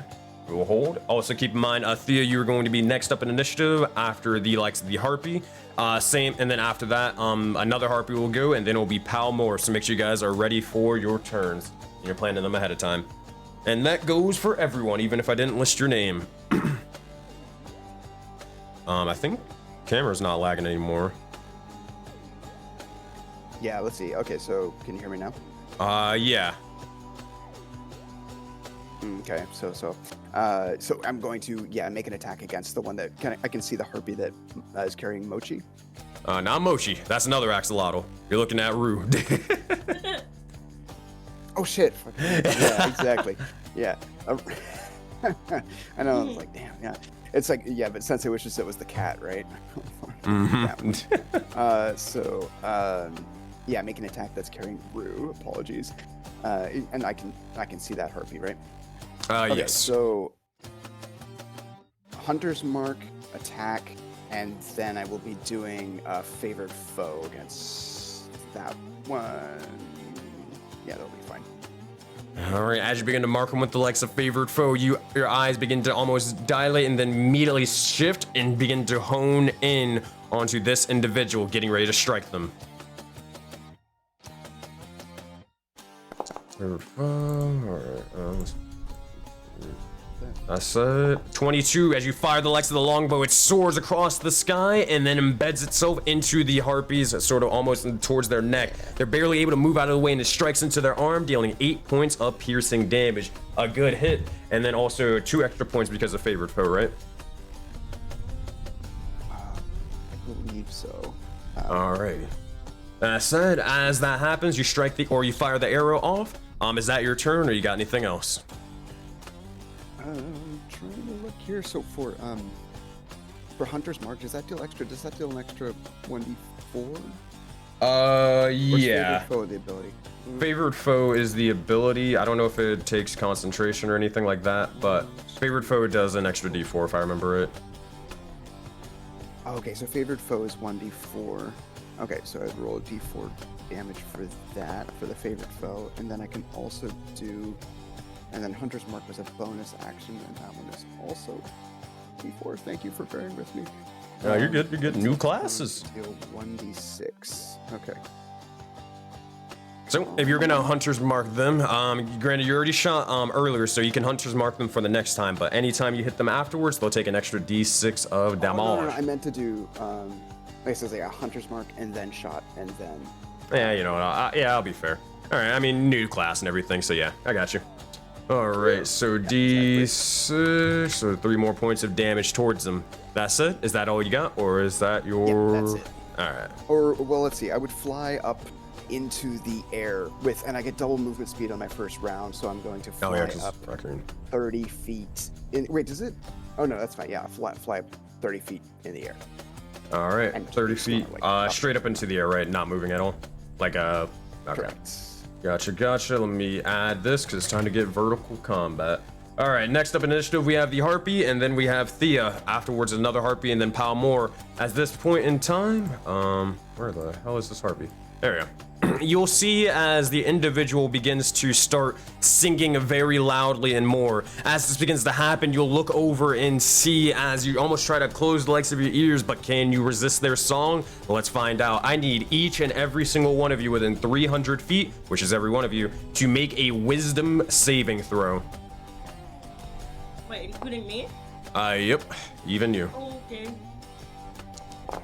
Let's see what you got. Let's see what you guys got. 12 will succeed, 22 will succeed, 11 will just barely succeed, 4 will fail, 14 will succeed. Is that everybody? 1, 2, 3, 4, 5. We're missing one more. We're missing Koru. All right. Let's see, I just rolled, I rolled a 5 there. Oh wait, let me, oh there it is. Did yeah, that not show up? Yeah. Nah, I see it now. So 5 will fail. Lonnie, Core, you look over, and as this begins to happen, you see as this individual begins to sing, and man, their voice is beautiful, but you can't really hear it right now. Nah, wait, hold on. What did they say? I gotta get closer to understand. You both are charmed until the song ends, and you, basically meaning while you're charmed in this way, you must try to get as close as possible, as you really can, and just sing, or not sing, but just sit down and just hear them out. Just hear them out and just listen to their song. That said, we'll see what happens afterwards, but Thea, it is now your go. What you got for us? You're muted if you're saying something. Sorry. I have a question regarding the wording specifically of Shadow Blade. So, if do you have it pulled up on your end? Yeah, I can just pull it up anyways. Okay, because I'm not sure if it's the original casting is an action or a bonus action, and if the attack that I do with the blade, is that a full action or a bonus action? So if I'm to understand this right, I believe Shadow Blade, you summon it as a bonus action so you can use it as an action because it's just a weapon basically that you can use. Okay, gotcha. In that case,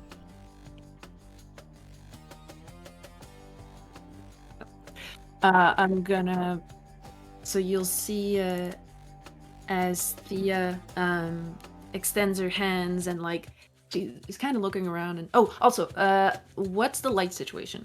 Light, it is bright and sunny, sadly. No, I'm not gonna do that one. Okay. So all right, so she's gonna extend her fingers and like kind of look around, and like she's gonna spot the little pieces of shadow underneath the leaves, and like the little pieces of shadow in the crooks of the branches, and you see as she starts to like pull it like filaments, and it all the shadows pull towards her as she forms a spear in her hands that's made of writhing shadow, and she's gonna lob it at the one that is holding Rue. Heck yeah. Said. Also, real quick, I'm just gonna it's not that big of a difference, but it just makes more sense if it's this way. All right. That said, you throw the lengths of the weapon towards this, or with the shadow blade towards the harpy. As this happens, let's see what you've got. Also, keep in mind, Palmore, you're next up after the other harpy, and then Sheldon, you'll be right after. All right, let's make some attack rolls. Thea, 14 to hit, 4 points of damage. Sadly, double twos, but hey, the damage will all add up. You strike into them as they begin to screech out in pain and drop a little bit of blood onto the tree branch. But is that your turn, or you got anything else? Yeah, that's it for me. All right, next up in initiative, we got the likes of the harpy over here. All right, that's one more tick towards that, and then let's go. All right, what do they got? I don't think it's much, but yeah, they ain't got much here. So they will use their action to fly. Please tell me I can see how far they can go. Oh, of course I can. All right, 5, 10, 15, 20, 25, 30, 35, 40. All right, 5, 10, 15, 20, 25, 30, 35, and 40. There we go. You'll see as they will use their action to dash as they begin to soar through the likes of the sky and more. As this begins to happen, they get ready to almost dive directly towards Koru and try to attack them, but that's about as far as they can get. Palmore, you are up. Afterwards is the other harpy, and then Sheldon. All right, what you got for us, pal? You're muted. All right, yeah. So Palmore doesn't find the harmonious harpies singing that charming, and she's like, oh, this modern music fucking sucks. Oh man, you fire with a 9 and that's not gonna do it. You try to send it over, but it strikes into another tree branch unaffected. Anything else? And being new to the whole having the ability to fly, he just, without even realizing it, just raises up like 10 feet. All right, easy enough. As you do, you begin to start slowly forming up to or up into the air, and that is your go. Unless you got anything as a bonus action. I won't be using any bonus action now. Yeah. All right, Harpy's turn. Let's see what they've got. Meanwhile, over here. All right, this is gonna be. Hold on. 5. Oh, hold on. I'm controlling both of you. 5, 10, 15, 20, 25, 30, 35, 40. That's about as close as they'll be able to get. That's their turn. Next up in initiative, we have Sheldon. Afterwards is another harpy that's holding Rue, and then it will be Rue themselves. All right, go for it, Sheldon. What you got? Sheldon is gonna jump past. Is gonna jump past Pal as he sees it kind of coming up in his blind spot. And he's gonna take a sword attack at them. Easy enough. As you begin to rush over, 24 to hit, dealing 9 points of damage. Big damage coming out from the legs of the long sword as you strike forth, stabbing into them. They seem a little worse for wear. Is that your turn, or you got anything else to it? Let me check some wording real quick, just to make sure. Where did it go? I always can't find it when I need it. I'm looking for the smite ability. Oh shit. So the way smite works, also the alert box isn't here. I'll get that. My bad, guys. But the smite ability, basically if you hit someone, then you can choose to just expend a spell slot to smite them, as long as you hit them. I was just making sure it wasn't like an action to do so. Yeah, so I'm gonna do that.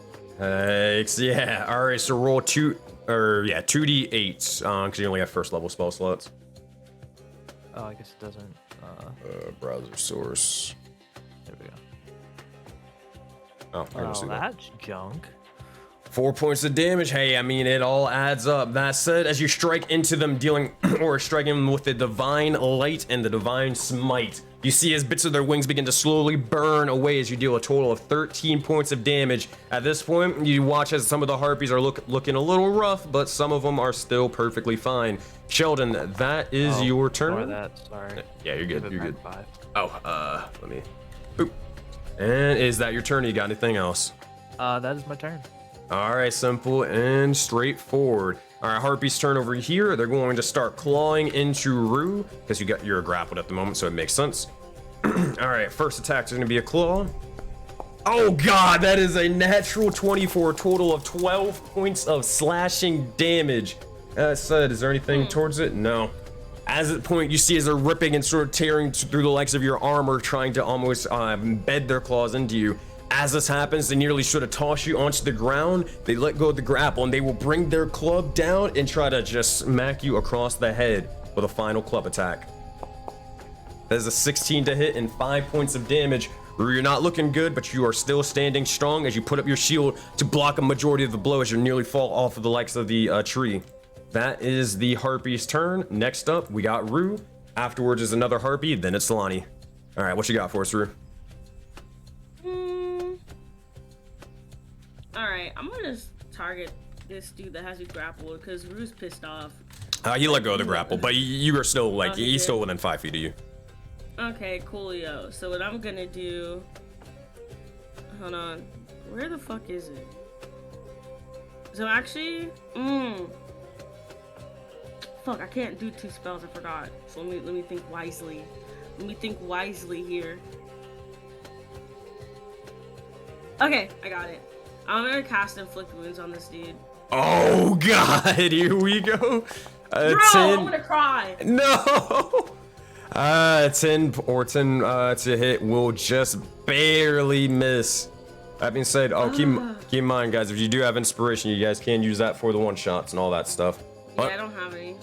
10, that will miss, sadly. Is that your action, or is that your turn, or you got anything else? Dang, that could have been nasty. Nah. That's it.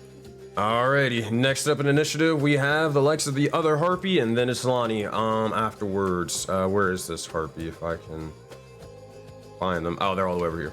Okay, this one is going to start flying off to the side.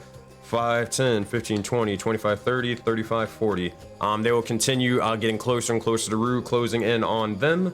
And that is their turn. Next up, we got Lonnie from the back of the initiative, but still as strong. What you got for us? Well, Lonnie is charmed, so that sucks. But you know, she showed up in this random place, still doesn't really trust anybody, but they've got live music. So, you know, is it really that bad here? I don't know. It was this one up at the top of the branch, right? That did the charm thing. Yeah, it's this one over here. Cool. Oh man. So Lonnie's just gonna head right on over and then just kind of sit down and put her head in her hands and be like, "Damn, they got some good music here. Wow." Granted, just because I don't want you to die, are we having to follow the branches, or are we going as the crow flies the distance? Oh yeah, that is true. Yeah, that's a good point. Oh boy, and it does say that if you move and you take attacks of opportunity, it doesn't matter. You still got to take them. Oh fuck. The good news is, you don't have to use your action to dash over towards them. You just have to at least use your movement. So you can technically just go, you can walk over and just slap this person and then keep walking over here, if you really wanted to. I mean, is she charmed just for that one particular Harpy or for all of them? Just that one particular. Okay, then yeah, she'll just be like, get out of my way.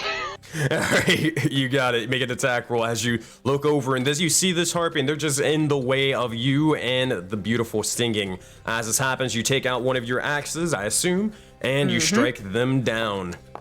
Oh my god! Yo, she really wanted that music! Get out of her way! That said, Lonnie, as you describe what this attack looks like. Lonnie is just like, she's still confused and irritated, but she's like, you know what? I have something to focus on now. She starts walking over and sees this other Harpy, and she's like, get out of my way, bitch! And then takes the axe and just like splashes it right in the thing's face.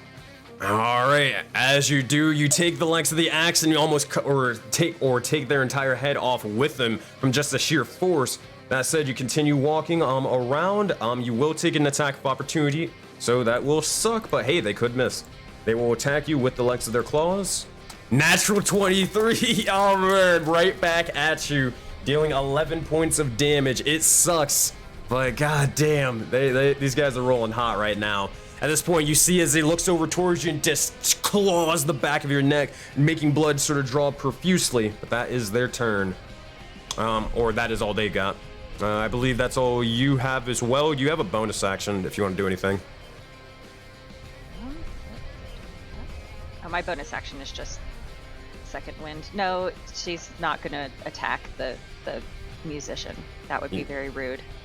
Makes sense. All right. Now here's what I need from you. Everybody who failed their wisdom saving throw, I need you guys, because I would have meant for you guys to do this earlier. I need you guys to remake your wisdom saving throws. So that is Koru, Lonnie.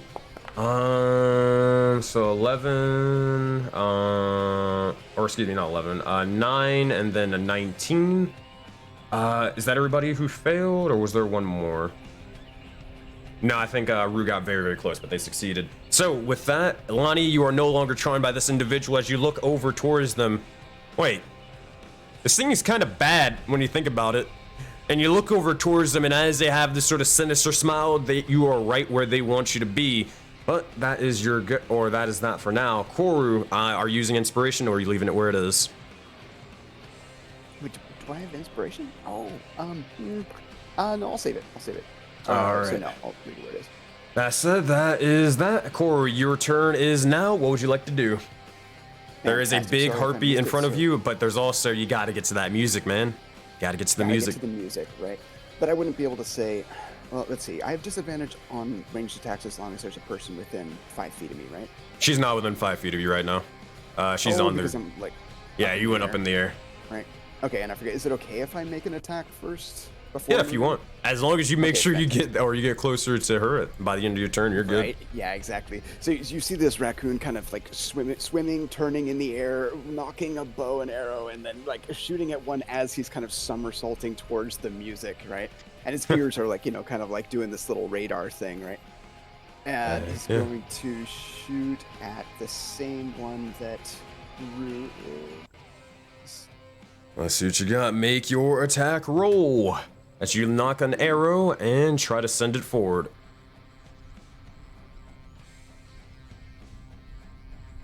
I said, Thea, you are on deck, so make sure you are ready, and after that is Pal. But with a 25 to hit, 7 points of damage towards this one. This one is nearly destroyed, but you do have Hunter's Mark, and you do add Favored Foe. Let's rack up some damage, my friend. And Colossus Slayer as well. Oh yeah, they have more... As a current health? How does that work?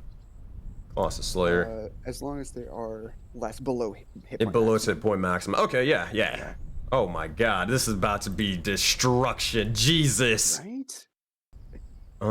I am still curious about Favored Foe. I don't know how that one works. It's as if you had concentration and you get an extra D4. And I was just looking that up that it can be at the same time as Hunter's Mark. Okay, it can be. All right, cool. So let's rack up some damage. I need a D6, a D4, and a D8. My god. This one. Usability. People say rangers don't do damage. Not anymore. Alright, we got this.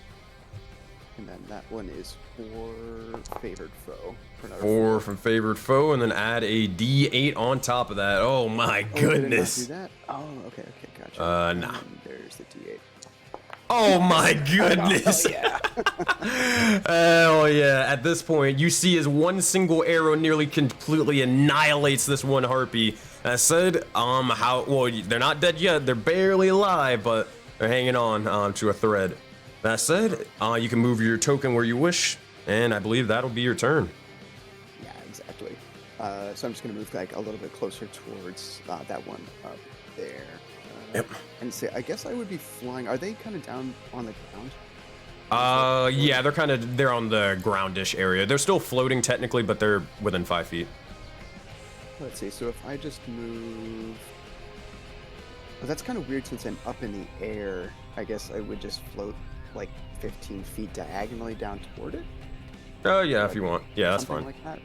Yeah, you're not gonna worry about it too much. You're good. Sweet. That's That'll be my it. turn. That's your turn. Next up in initiative, we have another Harpy looking over towards Lonnie and Koru. They will use their bonus action. Yep, it will use this bonus action to continue the song. And as this is sort of happening, they will look over towards you, Lonnie, and they are going to try to claw you to death while they're singing. It's a very violent song, as you can tell.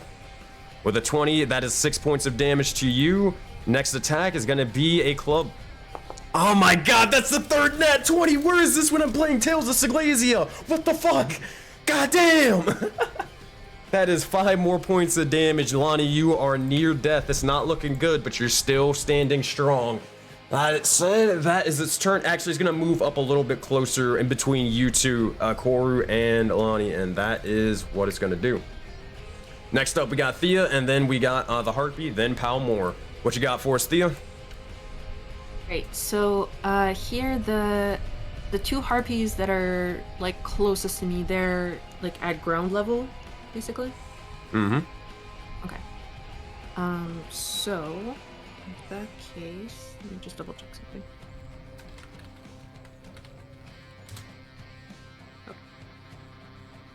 something. Is the harpy holding Rue or?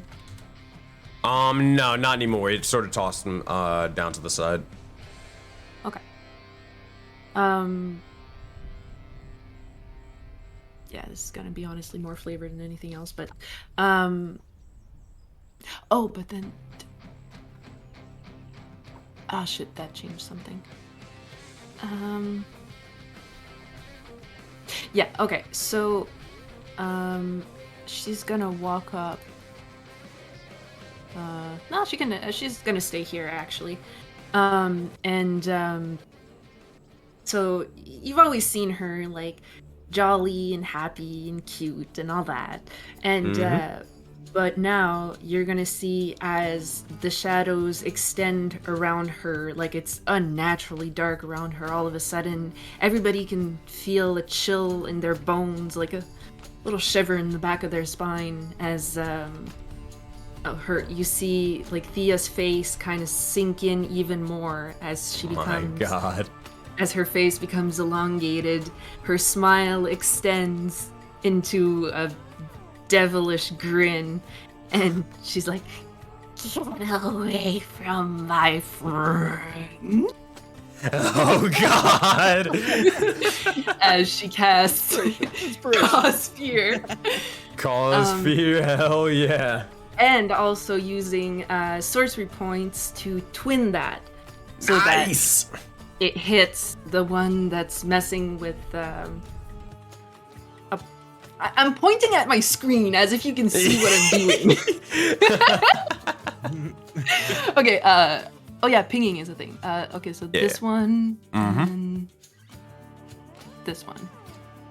Where is it? Why isn't it pinging? Gotcha, those two. Alright, so cast a spell Cause Fear, and let's see what you've got. Oh man. This is... I am terrified for them. So I'm dropping the concentration on the Shadow Blade, but that's cool.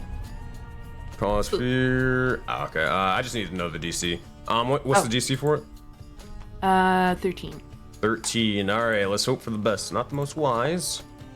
God damn it! I hate this. Alright, 16 will succeed. If anybody's got inspiration, you can make them re-roll. Ask them once, ask them twice. Yeah, actually, fuck them. Alright, let's see what they got. That's an 11! That will make them fail. Alrighty. Second one, let's see if they're just as unfortunate. Come on. Oh my god, it was so close to a 1. 19.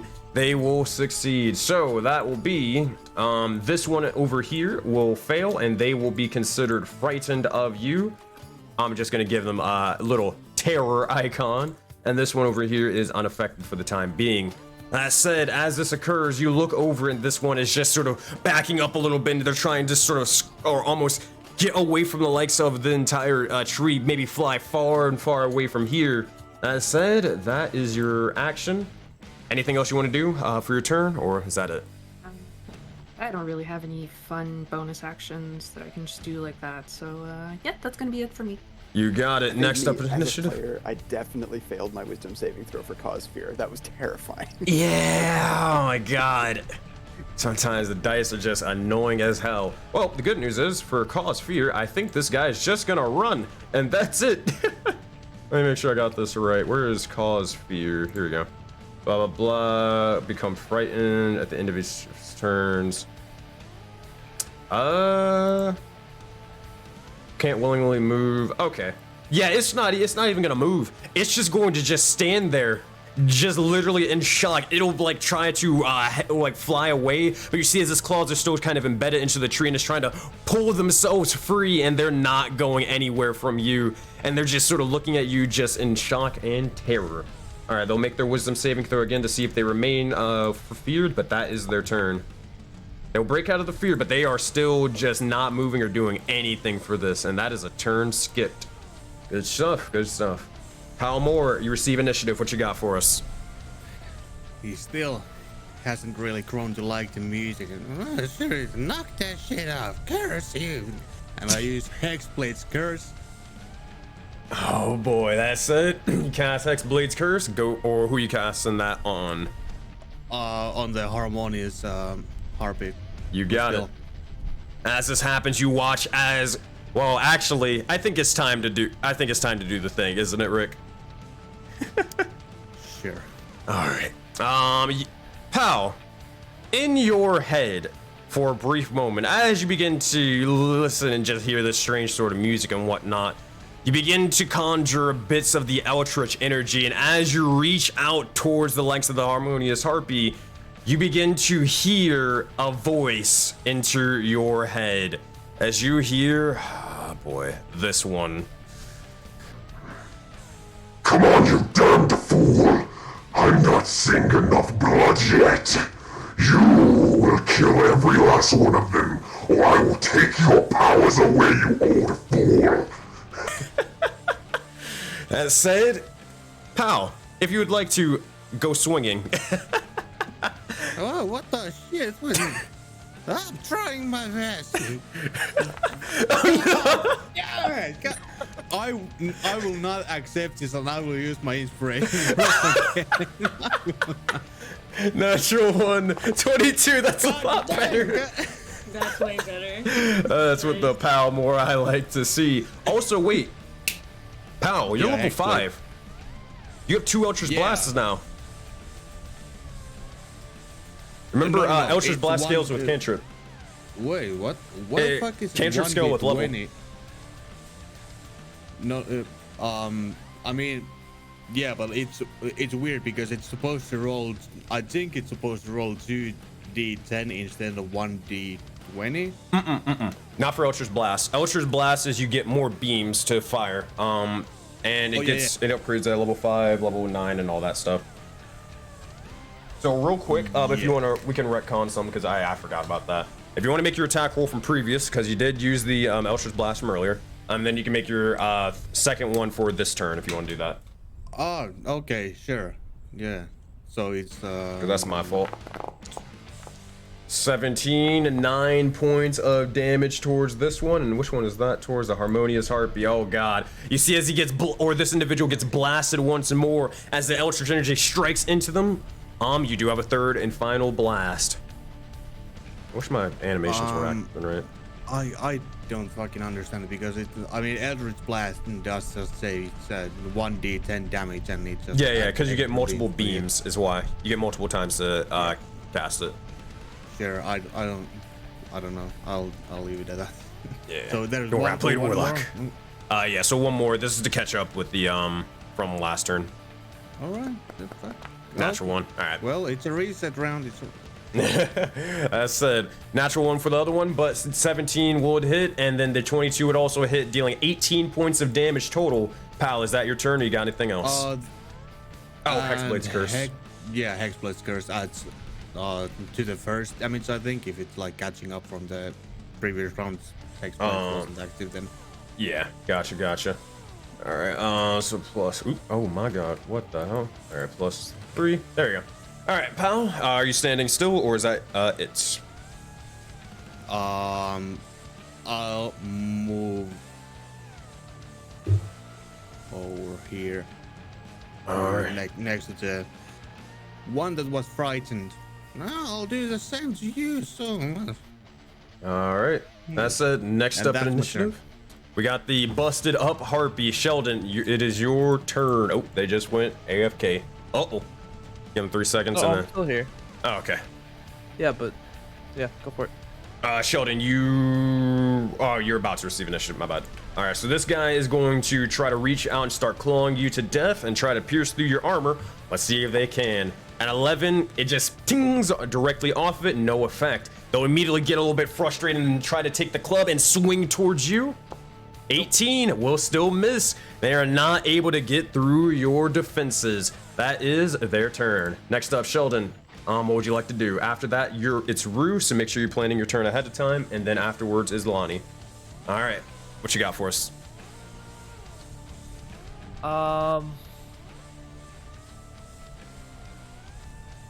Yeah, so he's just gonna keep on swinging. All right. Actually, let me. I'm going to do cast Wrathful Smite. Actually. Ooh, as this begins to happen, you watch well, actually, unless you want to describe how the blade looks like with Wrathful Smite. So, it basically you just see Sheldon is kind of in more like tarnished armor. You can kind of tell like it was done on purpose. So you can just kind of see like the tarnish just kind of shifts a little bit and kind of moves to the sword as it starts dripping kind of this like a little bit of shadow off of it. Heck yeah. As that begins to happen, make your attack roll. Let's see what you got. Oh man. You watch as the Harpy begins to look at you in actual utter terror and fear for a brief moment. 19 to hit, 6 points of damage. Let's roll some damage. The Wrathful Smite. Can you make a Wisdom saving throw? DC 13. Wisdom saving throw, I will. 13. Oh my god. Why am I rolling hard? I don't like this. I don't like this at all. I want to roll low. This is the DM's curse. Roll actually dog crap when you're playing, but, you know. 4 individual, 4 damage. Psychic damage, if that matters. 4 psychic damage. You got it. As this begins to happen, they begin to hold their head and begins to just almost become confused at what is going on for a brief moment. And then they look over towards this massive, imposing figure, and that is that. Are you adding anything else to the strike, or is that all? That's all. I'm gonna save my spell. Alrighty. Next up in initiative, we have the Confident Harpy, who was attacking the likes of Rue, who is still surrounded by multiple enemies. That said, I mean, Rue, honestly, there is no logical way they are going to go and just leave your range and then just start attacking Pal. They're gonna hit you. So, that said, they're going to make 2 attack rolls towards you, and we're gonna hope for the best. Claw attack. 11, you'll watch as they miss. You hold up your shield and stand your ground. Immediately seeing that it's not working, they'll try to fly around you for a brief moment in time and sort of throwing you off for a bit, and then club you on the back of your head. 11 will also miss. Wait, but he just moved. Do I not get to attack him? He just moved around you. He just circled around you. That's it. Okay. Yeah. That's it. That said, Harpy's turn is over. Next up in initiative, we have Rue. Afterwards is the other Harpy beside you, and then it's Lonnie. What you got for us, Axolotl? Okay, question. Which one does more damage, my mace or my crossbow? Or is it about the same? I think they do the exact same. Range, by the way, since you're in melee range, you'll have disadvantage using the crossbow. Okay, thanks. Coolio. 11 to hit, 2 points of damage. Ah, man, double ones. But that said, they nearly bring them down to death as they're barely standing, as you just sort of clip the likes of their wings and nearly send them plummeting down. Is that your turn? Oop, why'd you roll second time? Sorry, did not mean to. Alright, you're all good. That said, that's your action. You do have a bonus action and movement.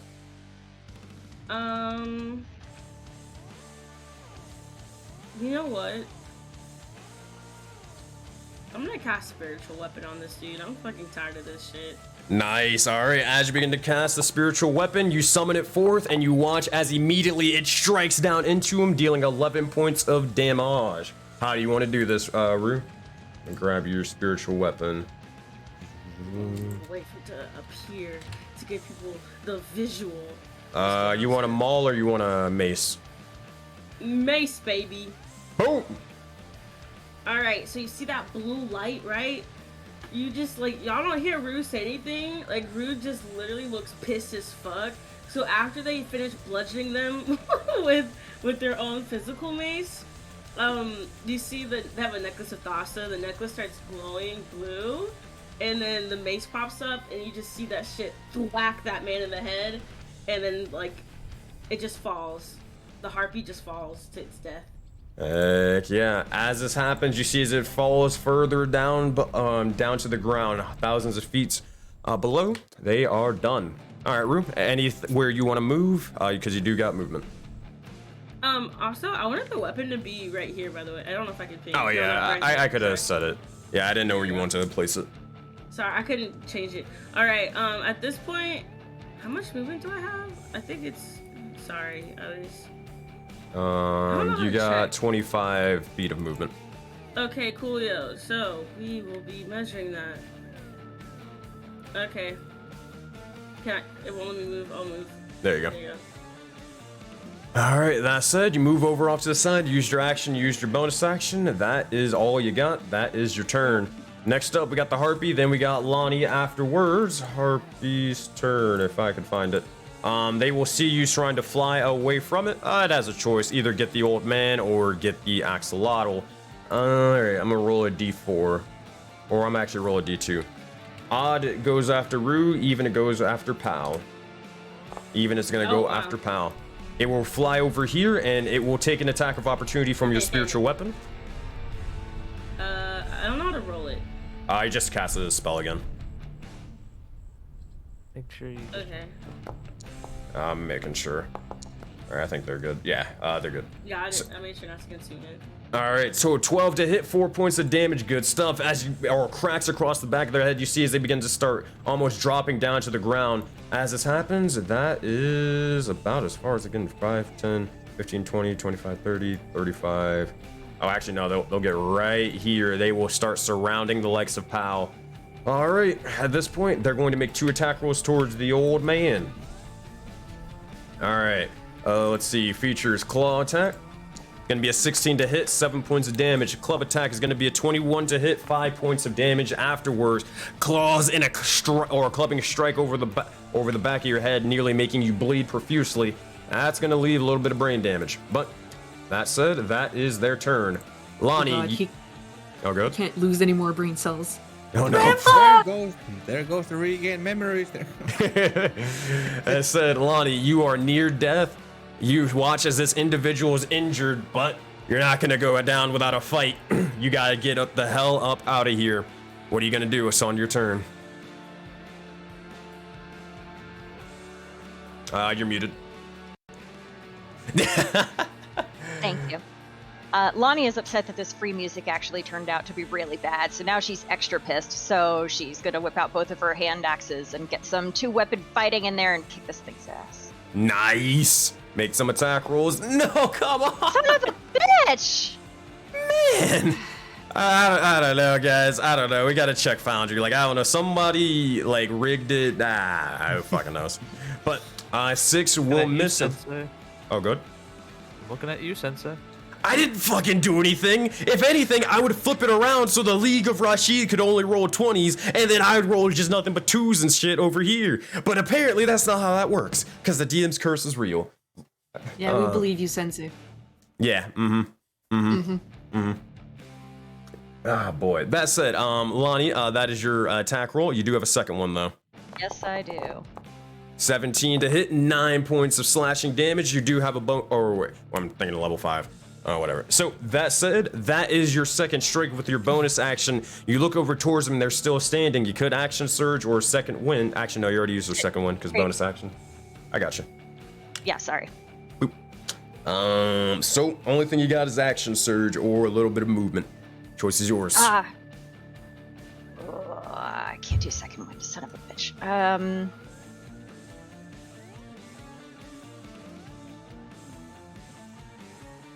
How bad is this thing looking? Badly injured? Nah, I'm gonna do action surge. Fuck it, I hate this thing. Nice. That's it. Make one more attack roll towards them and let's rip them in half. Ooh, target. Slash. Please be good. 29 points of damage. Big damage with that one. At this point, you nearly cut off the legs of its wings. It will have half of its movement speed when it comes to flying. As you see, it's definitely bloody or bleeding profusely and more. That is all it's got. All right, Lonnie, are you moving anywhere? Are you standing your ground? Staying right there. All right, Koru. Actually, yeah, we had you question, Narth. Did we have you make your wisdom saving throw after your turn earlier? I can't hear you if you're. Oh, you're muted. There you go. I'm muting myself. No, I haven't made it yet. I think I made it at the top of the round. Okay, here. I meant to do it earlier, so make your wisdom saving throw for me. Also, I did get confirmation you cannot use Favored Foe and Hunter's Mark at the same time, as they do require concentration. We're not going to retcon any of the damage, you're fine. Don't worry about it, but I assume you probably want Hunter's Mark because it doesn't work. It depends on how you rule it, because it says as if you had concentration. It's not technically a concentration spell, but yeah, I'll go with whatever you rule. Yeah, it makes more sense balance-wise and game design-wise. That's one or the other. But a 22, or no, I'm fucking thinking of the wrong thing. Let's see what we got here. 14 for the wisdom save. You look over towards them, and at this point, as they're trying to sing bloodied and almost destroyed, the singing gets worse and worse and worse. And at this point, wait, where are you? How'd you get here? Why are you over this fuck it.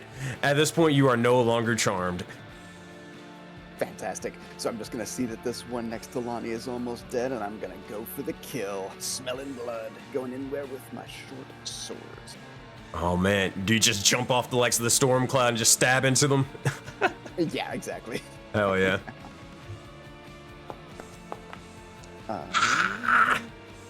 Wait, what the fuck? 8 will miss, sadly. Oh shit. No, I was rolling it. You just crashed. Won't be a minute. Oh no, I got you. So let's see, and then so I missed with the attack, and then I'm pretty sure I already used my inspiration, right? So then in that case I would just probably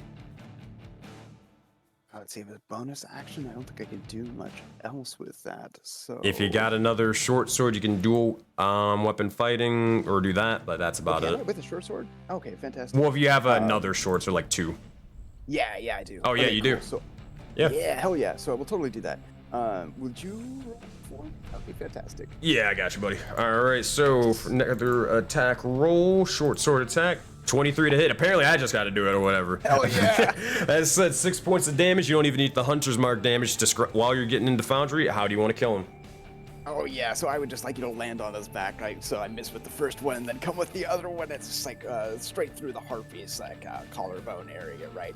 And just kind of bring them down to the tree, right? And then just snarl in their face, and let out the dagger, and then watch them tumble to their death and go ah. And then I look up at Lottie and say ah.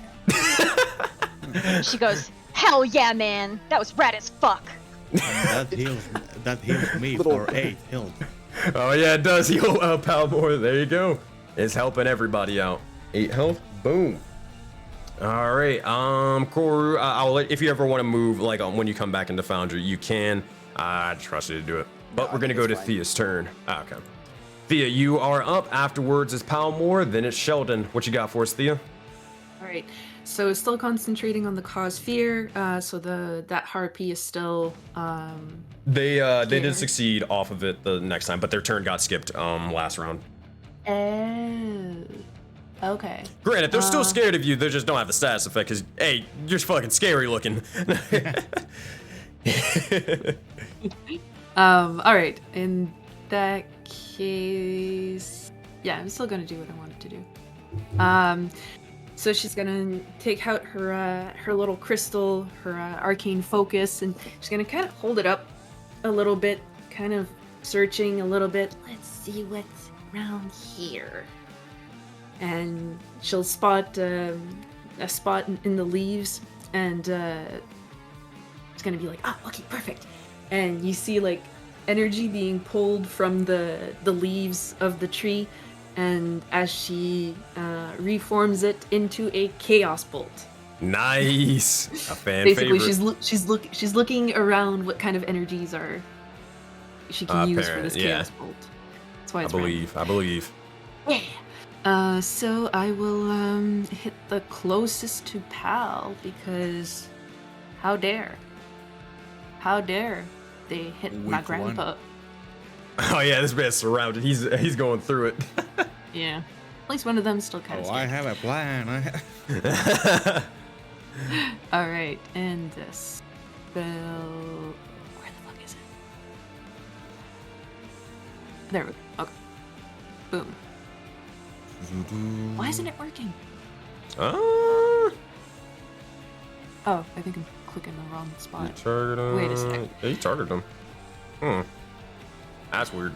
The interface is I'm still getting used to. Oh, okay. Yeah, it's fine. It's fine. If you got it, you can just always open up the normal character sheet and just cast it that way. That's what I did, and it didn't work. So let's try it. Oh, okay. Okay, now it's gonna work. Holy shit! What the fuck? Oh my god! Good fucking shit. And you almost got doubles. Oh, I was hoping you That get would've been doubles and awesome. it just start jumping around. That being said, nearly max damage all around the block. 8, a 7, and a 6, dealing a total of 21 points of damage. What type of damage do you want this to be? Gosh, nuts! I can't even see which what I rolled. Oh yeah, it is always Oh, there's weird. Yeah, it's one of the D8. So it's either We'll psychic decide. or thunder damage. You want to do psychic or thunder? Thunder. Thunder. All right, as you guys hear this loud, deafening crack emanate from the legs of Thea's blast, as it begins to happen, the Harpy itself begins to almost try to close the legs of their ears as their ears begin to bleed from the sheer amount of force and damage sort of writhing in their brain. As said, they nearly crumpled down to pieces from the damage. Is that your turn, or you got anything else? That's it for me. All right, good stuff, Thea. Bringing it back. All right, commanding Harpy. Let's see what we got here. This individual is gonna just attack the nearest person. It's actually, you know what? It's not gonna. It'll be fine with it. It's going to fly over to here. It's gonna make one attack roll towards Pal and another attack roll towards Thea. All right, it's gonna be first one. Gonna go towards Pal. He's gonna bonk him across the head. Will miss with a 5, and then he's gonna switch focus and try to spin around and strike you, Thea, with a 17 to hit and 9 points of damage. It's beginning to tear into you. That is their go. Next up is Pal. After that is Sheldon, and then Rue. Make sure you guys are ready for your turns. But what you got for us, Pal?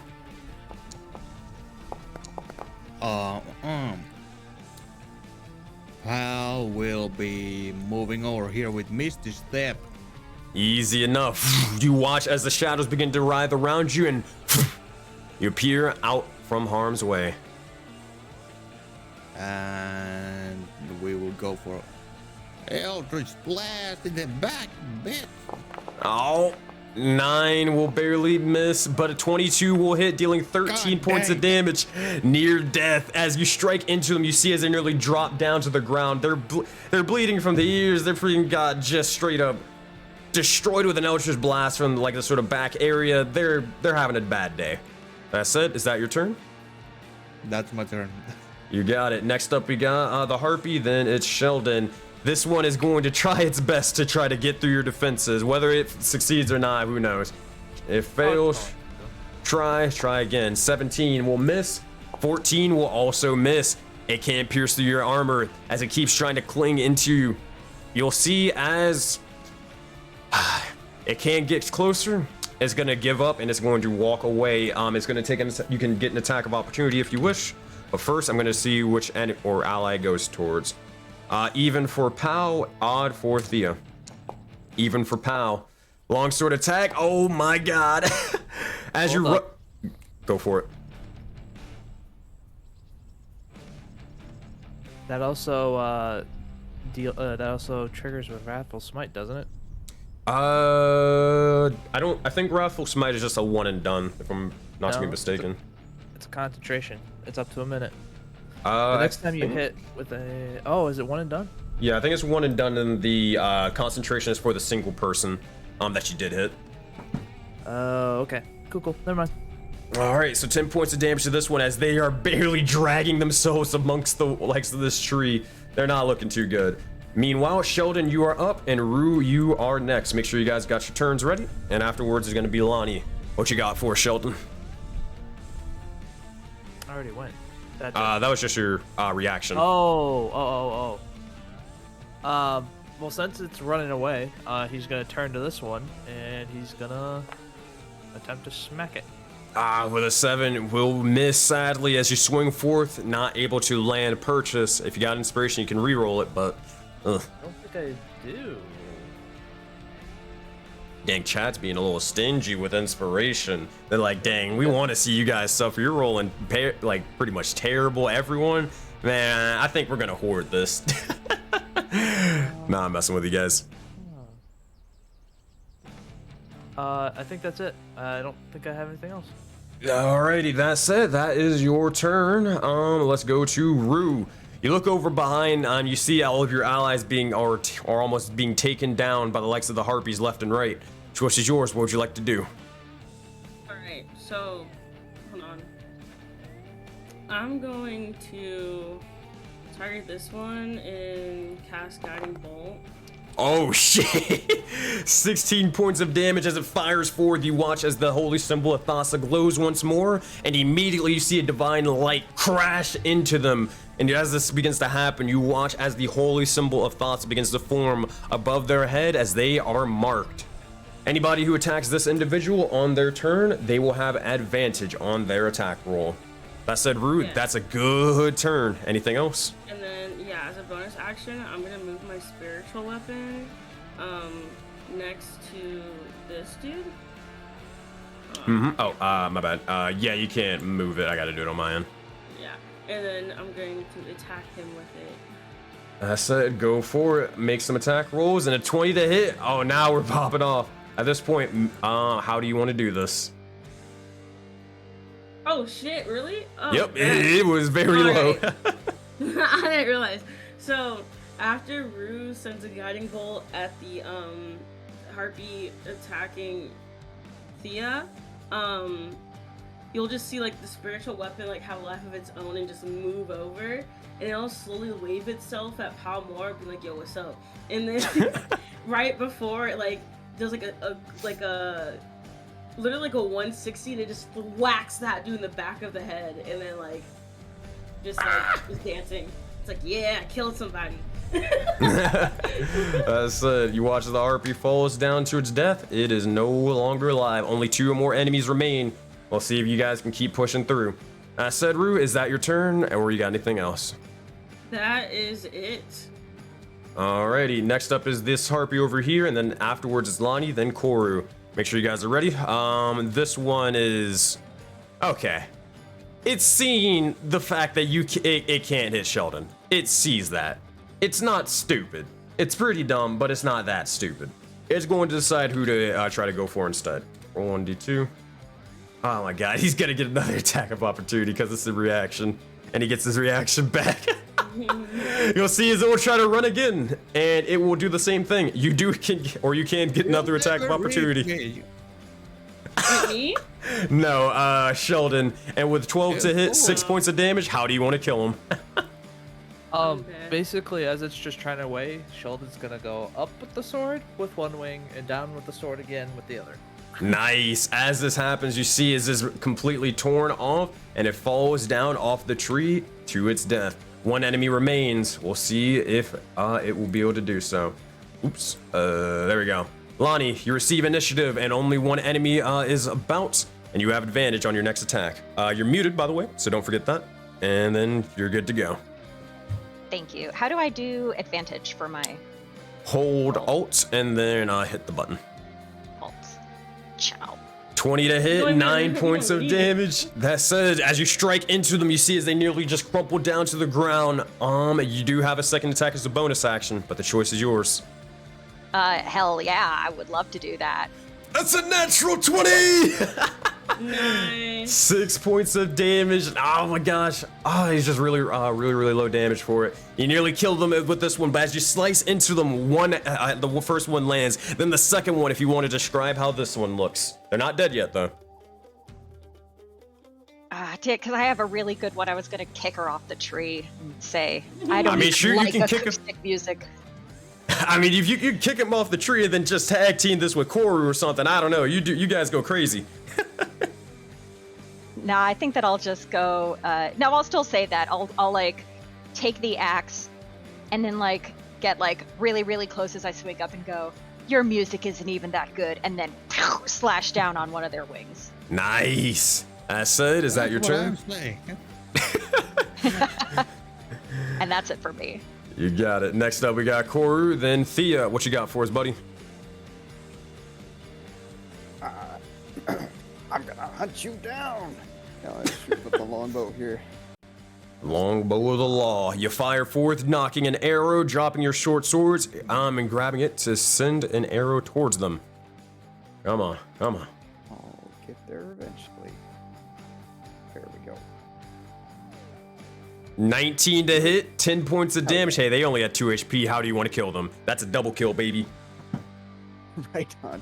Yeah, so let's see. Lonnie's axe would be coming down onto that wing, and then I'd be shooting the arrow down and kind of pin its wings together, kind of, and then it's like gets slashed down as it falls down through the trees, hitting every ugly branch on the way down. And with that, all the enemies have been slain. Though you all are bloodied, though you all are injured, you all are victorious as you complete this encounter. Good stuff, everyone. Good stuff. That's He is it. gonna turn to ahead. Koru and be like, "You." Oh, Sorry about that. Still had a little bit of this scaries up. Thanks for that. You Yeah. see, like his Koru's mouth kind of it'd be open, and it's like its hair standing up, right? Pal's really feeling like his old self as everyone's after his life, but everyone around him is taking care of his enemy's sake. Oh, man. That said, I'm looking for the one thing from earlier while you guys are all looking for that. Is this just repeating itself? Okay. Oh wait, Sensei. Mm-hmm. Don't I level up now? Yes, you do. We're actually getting to that in just a moment. If you can hold on for 2 seconds. I'm just trying to find one thing. If I can find the dice that Fish rolled a while ago. Okay, there we go. It was a 3. Thank you. Oh my god, this is gonna get fun. All right. As this is sort of happening, you all would look over as the green sort of portal off to the side begins to open and start tearing a rift through the likes of the realms.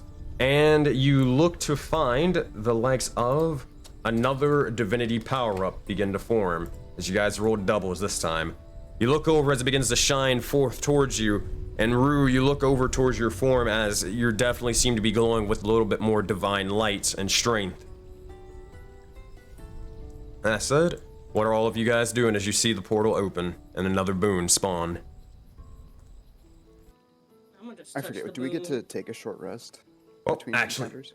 yes, you can. Keep in mind, one thing is you can only take one short rest between, like, per dungeon run, but you can take a short rest if you wish. As that is what this button is for. Boom! You look over and you see the likes of a strange sort of clock that seems to be sort of coursing with this sort of rainbow-like energy. Bits of greens, purples, blues, reds, just tons and tons of colors and more, just writhing around the clock. Is that a save point? It is not a save point. Oh man. But all right, go ahead. So when we not power up, I mean same difference. Level up, did we like? Does that replenish everything or no? Yep, it's a full character reset. Ooh, say less. All right. There. Nice. But yeah, I'm just touching this thing because I already know the run through. I just want to get the shit done with. That said, roll a d13 for me. And while you're doing that, Koru, are you touching the likes of the short rest power up? No, I don't think so. Unless you think we need the short rest, everybody. But I've got cure wounds that I can use on Lonnie, and then I think Sheldon, you is lay on hands. You only get it once per long rest. per long rest. And they're a pool of hit points, so you don't have to use like all of them or whatever. Yeah, I was muted. I was like, oh, I was gonna give Lonnie 5 HP from the pool. Also, real quick, because everybody always forgets about this, because of Tasha's. Fish, you do have a feature called Channel Divinity, and you can harness divine power, I believe is what it's called, where you can gain spell slots back with one of your Channel Divinity uses. I think that comes back on a short rest or long rest. I'm not entirely sure, but if you want to use that, you can just let me know. And that goes for you as well, Cleric. Sorry, what was it?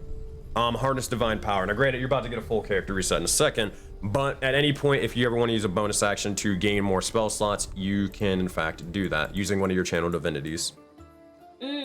Also, can I get Shield Master? That's allowed, right? Yes. Yeah, you can. It's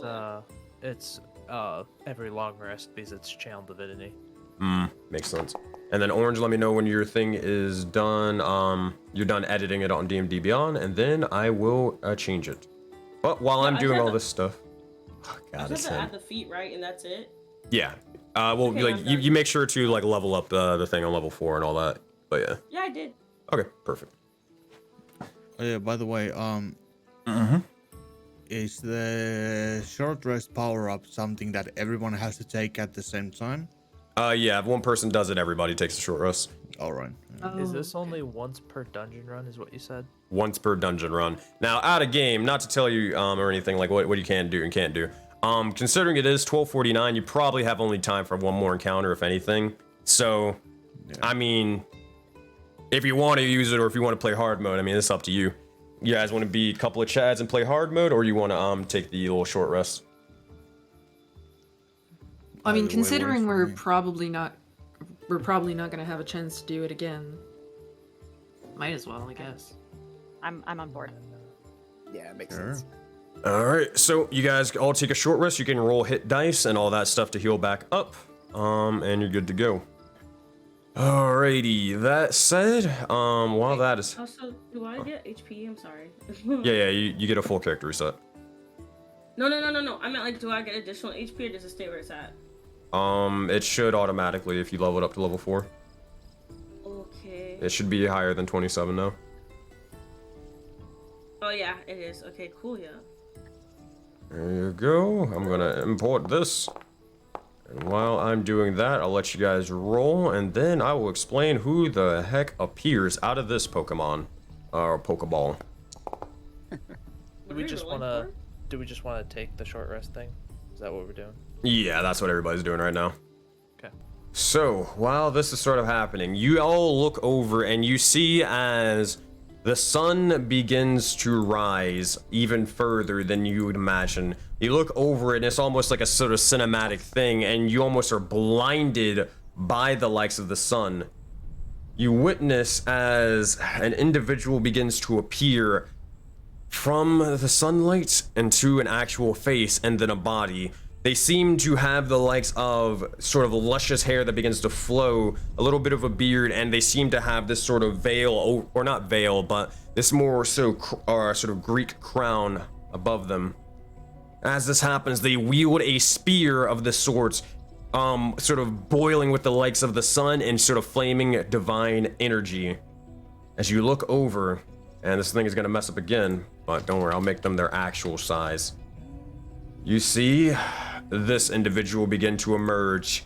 The sun god, Heliod. Here we go. One of the most powerful gods in all of Project Aurora. You see as they begin to appear and look forth towards each and every single one of you before they say this. Hold on, where was this? I believe it was this voice. Hello, my champions. It seems to be that now your enemies will bathe in the glory and bathe in the light. My divine light. That being said, well done, well done. You have will. You have passion. You have glory. And you see as he's just sort of literally just hyping himself up and trying to hype each and every single one of you up. Thea is still squinting so hard right now and like trying to shield her eyes and You see as he looks over towards you, Thea, and he just says, "Ah, little one, you must not be able to see. Let me show more of my light." And you just watch as it gets even brighter. You're really beautiful, and I'm really stupid. Oh. Oh man. Fucking this guy. Oh, also for cinematic sort of sake here, let me show you exactly what it looks like. This is pretty accurate. Did it work? Please tell me it worked. Let me just do something cool. Foundry, please. I beg of you. Please. Boom! Yeah, that's pretty accurate. That's pretty accurate. Oh man. But regardless, as this happens, you will see as he doesn't come here just for no reason. You're free to ask him any questions as you wish, but here are the boons of Heliod once more. And they are something interesting. I love Heliod's boons. Alright, so, to read them for chat, his offensive boon is Righteous Flames. When you damage a creature, you may make a bonus action, or take a bonus action to ignite that target. Said target gains 1 stack of burn and is inflicted with the burning condition. Burning means at the beginning of their turn, they take a number of fire damage equal to the amount of burn stacks they have. Multiple people can, throw burn stacks onto them to make them basically explode. Right. So, and this is,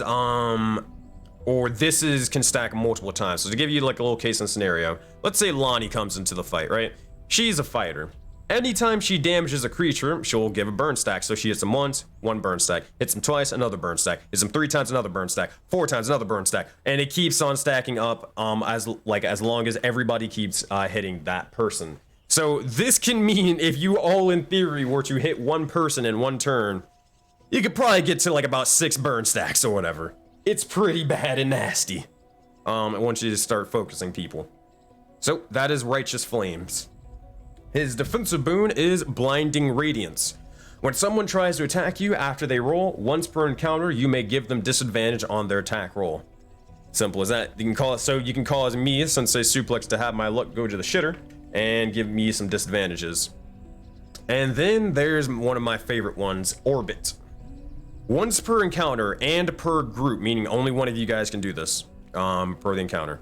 You may have 2 creatures swap places with one another. There is no save, they just immediately swap. Now, if you think about this or whatever, what do you guys have? Or what other boon do you have previously? Flying. Yes, so in theory, you could fly over a cliff, swap places with somebody, and they just plummet. We will finally kill that fucking giant. The choice is yours on which boon you would like to pick between Righteous Flame, Blinding Radiance, and Orbit. But also, because you have been given this boon, and this is the first time you've summoned Heliod, you'll see as immediately the individual of Heliod begins to pass over a ring, snap his fingers, and immediately, Rue, you have a ring upon your ring finger. Or sort of almost blinding you occasionally, but you're able to sort of calm it down and stop it from glowing. As now you can summon Heliod whenever you wish. Oh. Same thing with you, Thea. You can summon the Stormfather as a boon whenever you wish. Oh. I assume that summoning a certain god will also get rid of their randomized boon. Yeah, exactly like Hades. Wait, what did Rick say? So you can't stack like boons. If you force one god summon, then the randomized summon doesn't exist. Yeah, it's basically you can choose whether you wanna. So like, let's say another divinity power up happens like in the future. You can either choose to get the random god, whatever that may be, or you can say, nah, I'm good. I know I want Heliod. Heliod's cool as hell. I like that that orbit ability. I'm gonna summon him instead. That's basically how that works. So you guys can discuss in game and or out of game, however you wish, on which boon you'd like to take. After that, we're going into the final room. It sounds really fun, but the radiant fire thing, the righteous flames seems More practical. yeah. Yeah. I think Other- who usually has bonus actions that are free? I do. Not free. Oh, well, I guess this will help out, help your decision. Roll a d13, someone. I can do that. 6, Oh, okay. never mind. I don't know if anybody has seen what that is. Nope, no one's seen that one before. Well, so that's what we're doing.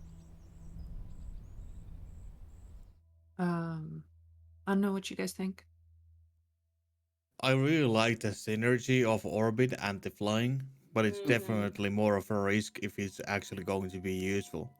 Yeah. I mean, we can always use it for fall damage if nothing else, unless the enemies can fly, which is also a chance. So. I But mean, it we can also. depends. Oh, sorry, you got that, Nard.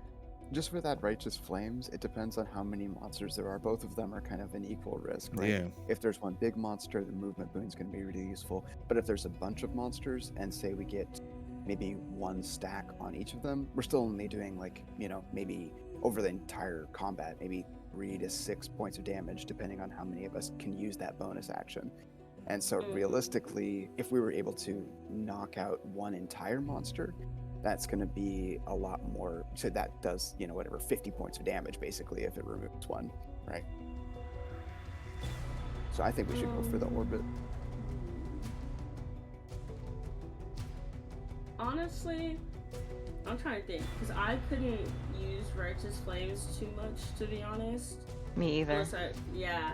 So, but I know that for orbit, even though it's once per encounter, I think that it's like a clutch type of thing. So I think we're focusing on like enemies when we could actually do that with allies. So say for example, like someone gets dragged into like 5 people, right?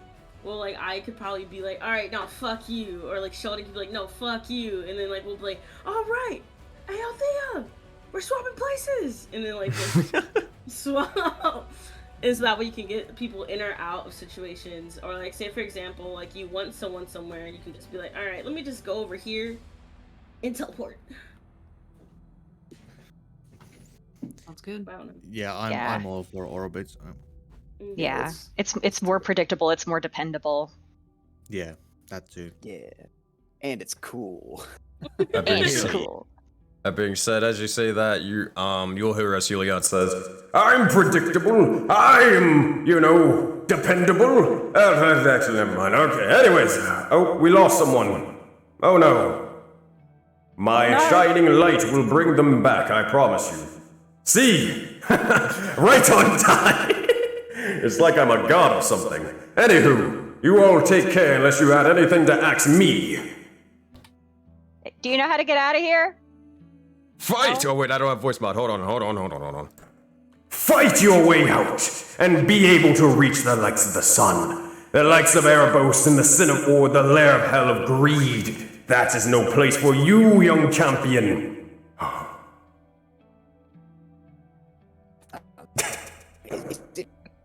Okay, Say thanks. If you take into the body, will it cleanse you on the inside? The sun can cleanse you from the outside, bestowing upon this boon of graciousness my light.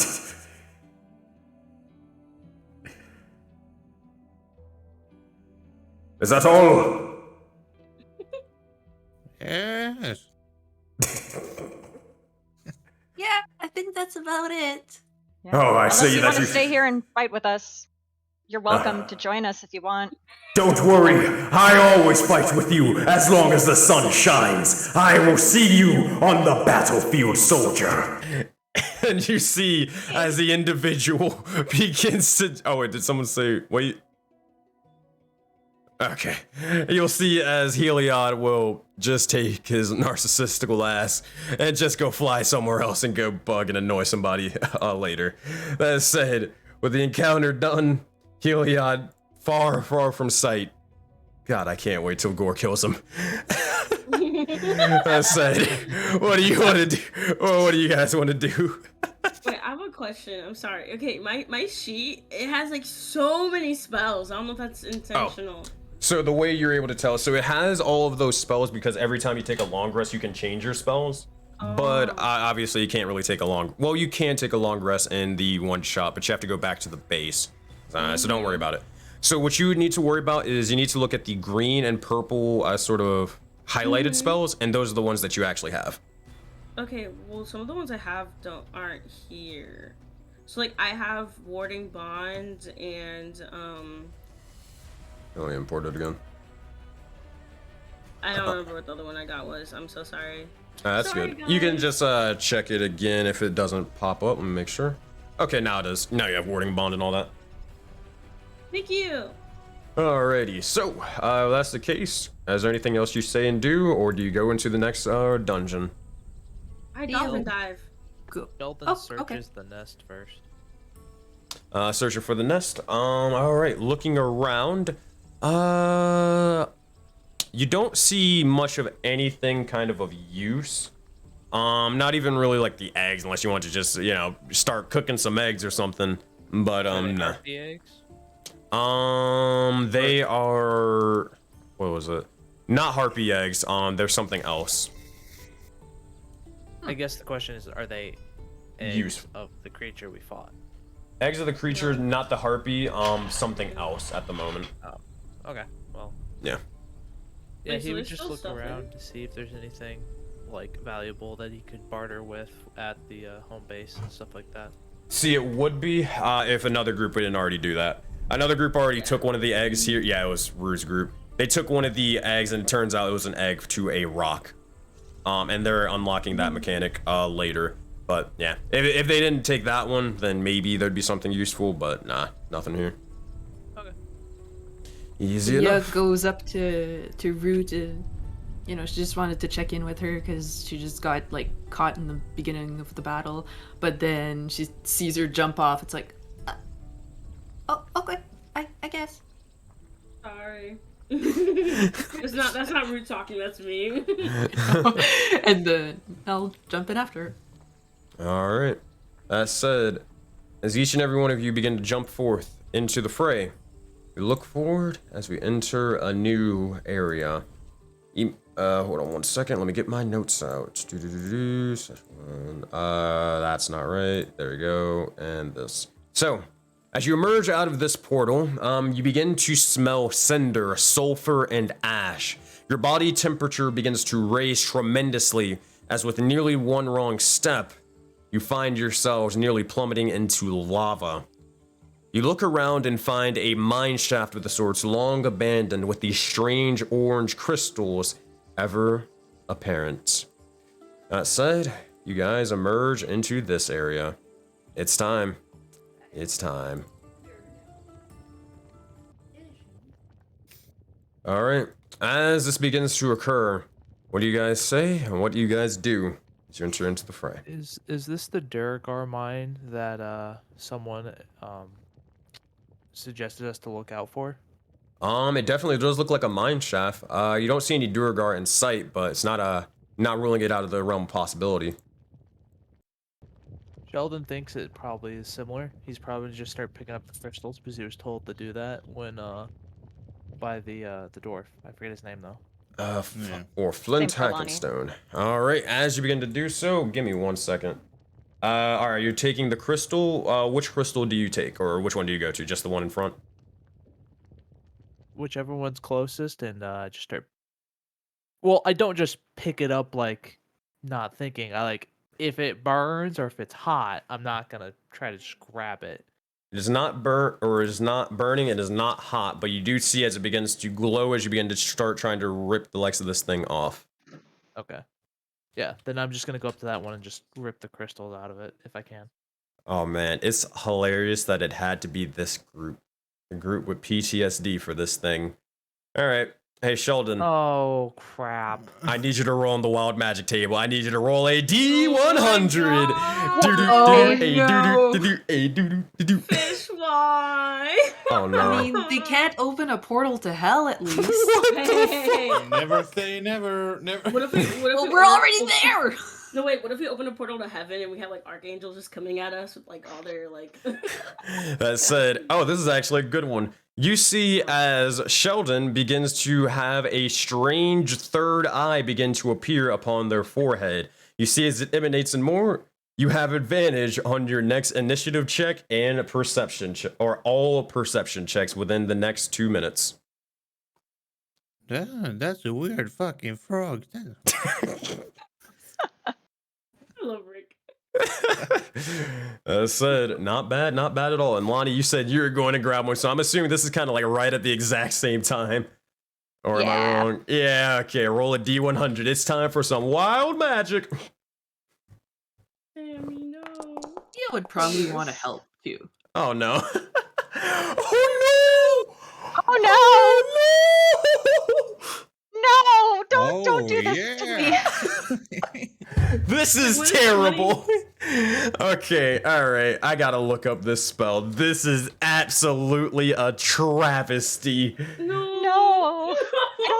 I don't do anything with magic, so I have no idea what these wild magic things are. I'm so stressed. I'm Oh, stressed God. too, Sammy. I don't know Oh, Orange, I love you. I appreciate you and your support. Oh my god. Okay, let me get this Where's right. Bamroth? We're gonna ask him to like, what number did you roll again when you opened Oh. that portal to Okay, and then it's Let it be cream puffs. Let it be cream puffs. You can Okay. actually get a sparkle. Oh no. too, by the way. This is fucking comedy. Alright. As this happens, you see as Lonnie begins to take the legs of the crystal out, and immediately you just see as an explosion of grease begins to form, and the area begins to start becoming slippery and more. Lonnie, I need you to make a dexterity saving throw, and I need you to make the best one imaginable, or you will Oh. plummet into the Wait, lava. Can I Alright. help? How so? Because your Because character's nowhere here or near. But I can cast a spell to give her a boost. Depends on what it is. You Wait. might be able to save it. Which spell are you looking at? Hold on. Shit. What is it called? I'm so sorry, guys. I've never played a cleric before. But we I, You're good, you're good. I've got a question. Go ahead, Sheldon. If we can fly, does she have to make the saving throw? Well, it's more. Oh. She's on the ground. That says she can fly. She can fly. She can plummet still. I'll tell you what, Lonnie. Make it with advantage. I'll even give you. I'll give you a +1. I'll give you a +1. I was gonna give her bless. Advantage Okay. and +1, or just +1? Advantage and +1. It didn't let me do advantage, but okay. Oh, thank God. With an 18, you're good to go. You don't need to use bless or anything like that. Lonnie, you nearly plummet into the likes of the lava before you watch as you're kind of prone for the brief moment, and you see you're just sort of kind of floating. It's almost as if you're treading water at the moment. And you look over to your left, and you see as the little cinders and ashes, the bubbling lava is like only inches away from your face. But I need to do one other thing. Let's see if this individual is just as lucky as the invisibility wears off because the fucking grease spell. Oh my god. Wait, so great things do happen to us. Great. That is a That's 13. good thing. That is a 13. That fails. You will see as he just slips and falls, and he falls directly into the lava. He's like, he says in Undercommon, "What the fuck? Shit!" And immediately starts burning alive. I think that, let's look up the damage for lava, folks. I think it's a lot. I'm pretty sure It's a lot. it's 10d10 fire damage, y'all. Holy Okay, shit. I think he's dead. Aren't Duragar vulnerable? They're not vulnerable, and not to that. He takes 50 points of damage. He dies. Wait, Sensei, you know what I'm thinking of right now? I'm thinking of like the Minecraft lava notes. Like it's just like No. Ooh. Ooh. And he fucking perishes. He's fucking dead. At this point, you look over and you just see as multiple Duragar begin to start forming, and they look over and just like, oh shit, Fred, no. And they look over and they look towards you, the cause of the fucking grease. And I need everybody to roll initiative. It's time to battle. Oh man. Advantage on that, correct? You do have advantage. It's time to fight. Let's go. Oh, thank God for advantage. Oh wait, we all have advantage? Nah, it's only Sheldon because he has a third eye. Damn, that must be nice. Oh shit, did I roll for everybody? My bad. Fuck. Fuck. I did a stupid. I think. Oh, Wait, please. Oh no, I didn't. I did fine. Actually, well, Okay. I still, if you could roll for me, that would be awesome. My foundry crashed again. Sorry, Narth. Oh my god, I'm so sorry for all your technical issues, buddy. Yeah, it's just because I'm on my laptop. Oh, it's It okay. happens. I rolled a 4. Oh. 9. All Because I right. couldn't roll initiative again. Oh, here I can. Do you need me to re-roll it for you? I mean, I just did a D20 plus 1, which is my initiative modifier. Oh, gotcha. Okay. So All right. So Wait, let's weren't see. you the one with the extra eyeball? Don't you get it? Whoa! Yeah. Oh, Yeah. man. Whoa! I rolled a 1 and then I rolled a 3. Oh fuck. Yeah. Oh. lovely. Hey, yeah, there you go. Easy clap. Get the fuck out. Jesus. Don't pay him any attention. I said, all right, let's go and roll for initiative. Alrighty, everybody's good to go. Let's get cracking. You know what? Just because of that, let's play some Metal Gear Rising. Oh yeah. Let's do. Yeah, I'm feeling Red Sun. All right. All right. So as this begins to happen, top of the round, we have the likes of we have Palmore and then the Duragar afterwards. After the fact of Palmore and the Duragar, we have Thea, then we have Duragar again, and then Lonnie. Let's see what you guys got. So, Palmore, as you receive initiative, old man instincts begin to kick in, but also the demon from within begins to speak towards you, and they say the following. Where is this? Now, this time, kill them all and take no shit. I'll tell you what, old man. If you go this entire fight without taking any bit of damage, I'll even give you a little reward. Can you do that at the least? What the shit? I'll try, of course. I said, go for it. Immediately he uses his flying to go up 15 feet. And oh shit. What? Oh goddamn, this is like okay. So Hexblade's curse doesn't have range? No, I think it's just anybody you can see, unless it's within 60 feet, if anything. Alright, well in that case, yeah, that's fine. That's I it? will be throwing Hexblade's curse on the slick one on the back, in the back here. Alright, you got it. As this happens, you begin to mark them as the chains begin to wrap around them, and that is your bonus action. You do have your normal or action and movement. What you got for us? I don't know, you take your fucking slick, huh? Eldritch blast, blah blah. A 10 will miss, but you do get a second one. 12 will miss as well. At this point, it seems to be that these individuals, their armor seems to be a lot well made, more so than the Harpies. They begin to put up the likes of their shields, and they're able to block the blow. No effect. This one's going to be a difficult thing. But no, Corey, you messed up the initiative. Fuck. Oh god. Let me see if I can fix it. Here we go. I think you're right here because this one seems off. All right, I fixed it. You're good. You guys remembering how we can switch positions? I say we drop one of them in the lava. Hold on. I gotta go through the thingy again. Okay. All right, pal. That is both of your shots. You do have a movement action if you want to do anything. No. I used my movement to fly up 15 feet. Oh, my bad. 15 feet. All right, next up is the Duergar's turn. Afterwards, it's going to be Thea. Then it's going to be the Duergar again, and then Lonnie. All right, this guy is going to look at his abilities. I think he's going to, he's going to drink some Kool-Aid. AKA, you'll watch as this individual begins to slowly start screaming out in sort of Dwarvish. Immediately begins to scream and begins to yell out a sort of battle chant. And you will watch as the individual begins to slowly form or grow bigger and bigger in size as he is now large. That will take his action, and that will be his turn, but he's going to move a bit. 5, 10, 15, 20, 25. He's going to move one down. Actually, he's going to move up over to here. That's it. That is his go. All right.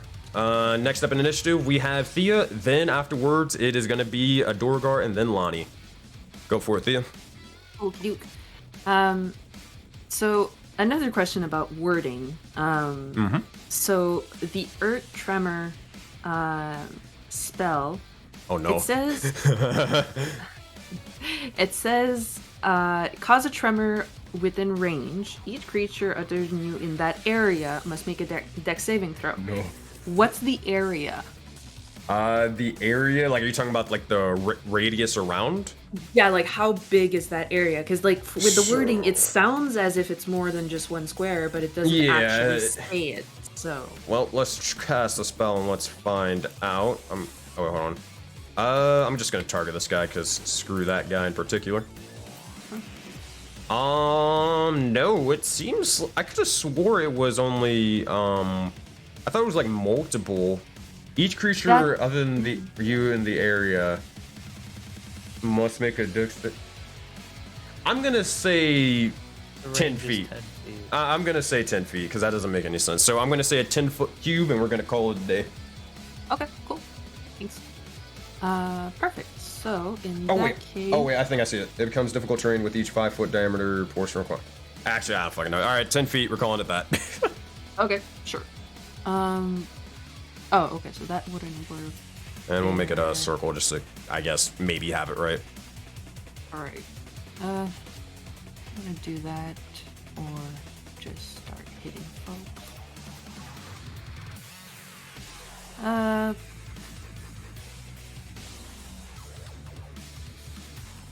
Sorry. I thought those guys were closer together. That's why.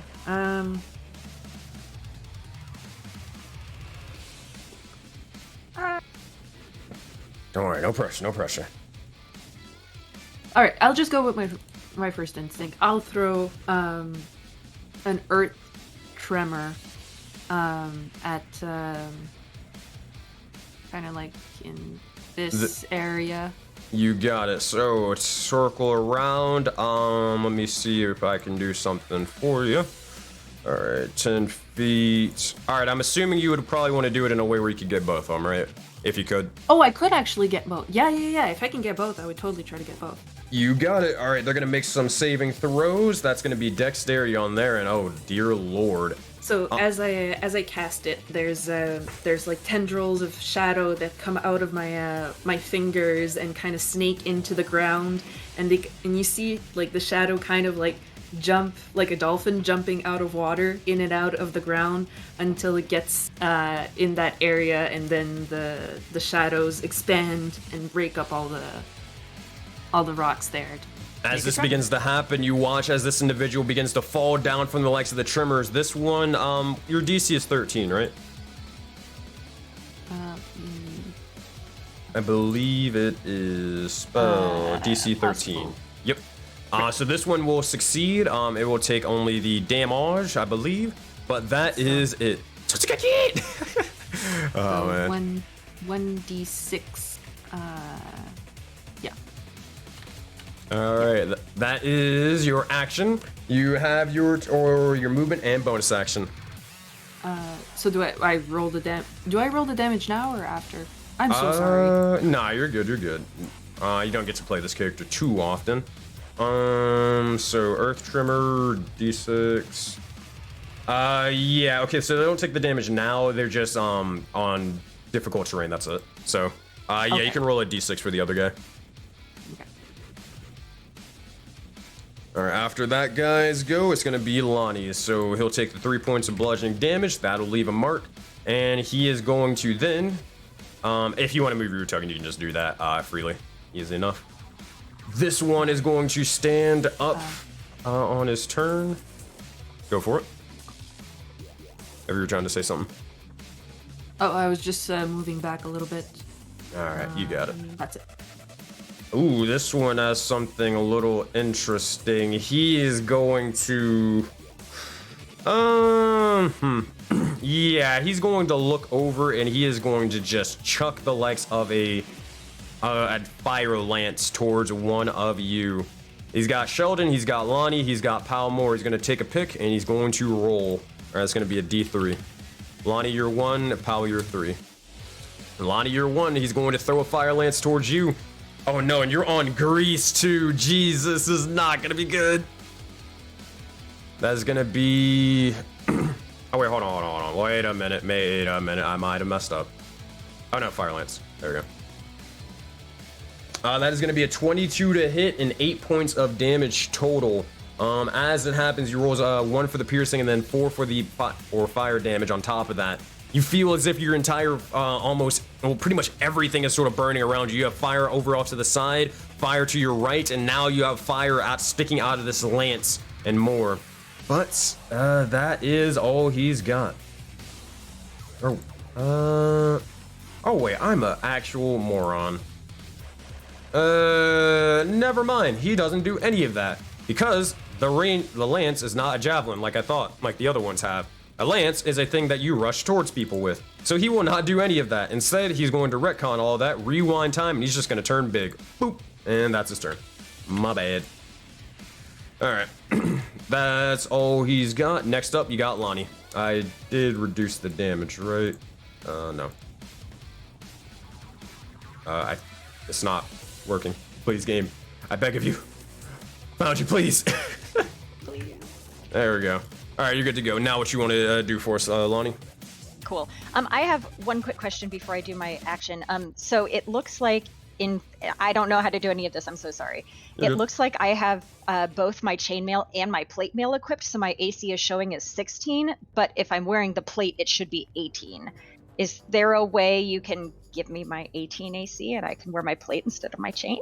Everybody, even though, like, granted, you did actually, like, die with your plate mail and all that stuff, everybody just has pretty much normal, starting equipment, so you'd still have the 16.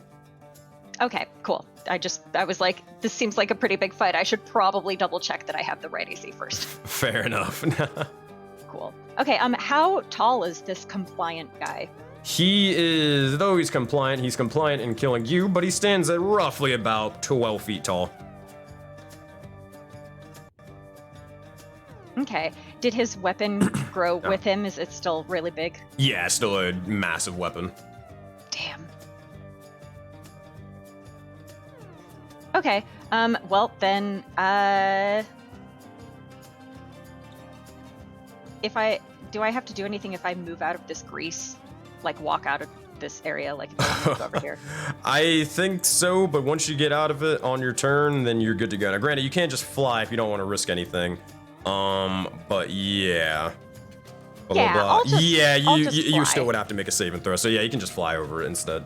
Yeah. Okay. I'm going to fly 15 feet over here. And Easy then, enough. I would like to stab him. You got it. Make some attack rolls as you try to slash and stab into him. You see as he has the likes of a shield on his back, so it's protecting him a little bit, but we'll see if you're able to strike into him. These guys are tough. You'll see in a minute. It is not letting me click anything. Oh, wait. I wouldn't be surprised. Foundry did, in fact, crap itself a little while ago.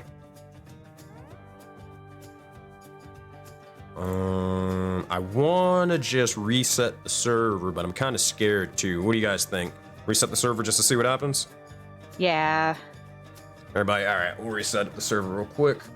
All right, everybody, die. All right, well, let's reset this thing. How would I do this? Return to setup. Boop. All right, give me 2 seconds, y'all, in chat. We're gonna reset this real quick. We're going to enter the Auroraverse. Korhu is just going to whip out a little mug of tea and kind of sip on it. Oh yes, it's quite nice to be here in hell with everyone. Yes, quite so. Just let me know when we're going back to killing. Boy. All right, give me 1 second. I am launching the world. Also, thank you, Rolls with Advantage, for the follow. Appreciate you. And all that stuff. Oh shit, we actually might hit our... Add another sub goal of like hitting 90 subs. We're actually only 3 subs away. We might hit that. Oh shit. Yay! Woo! Easy clap. Alrighty. Come on.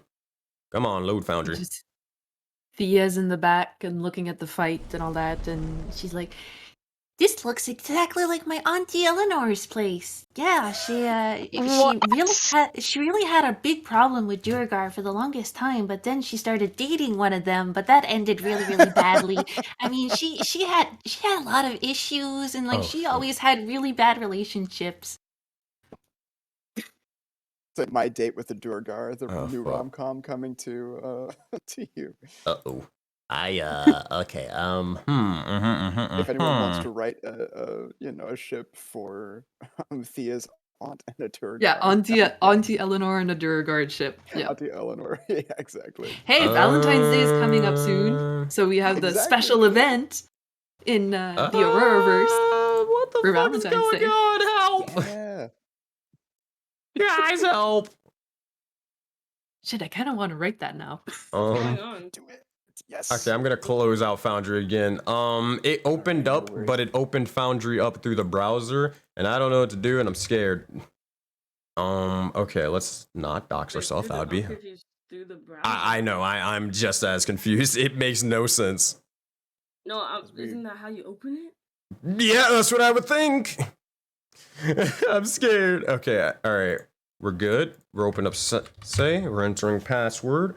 We're refreshing on the thingy over here. And we are over here. And there we go.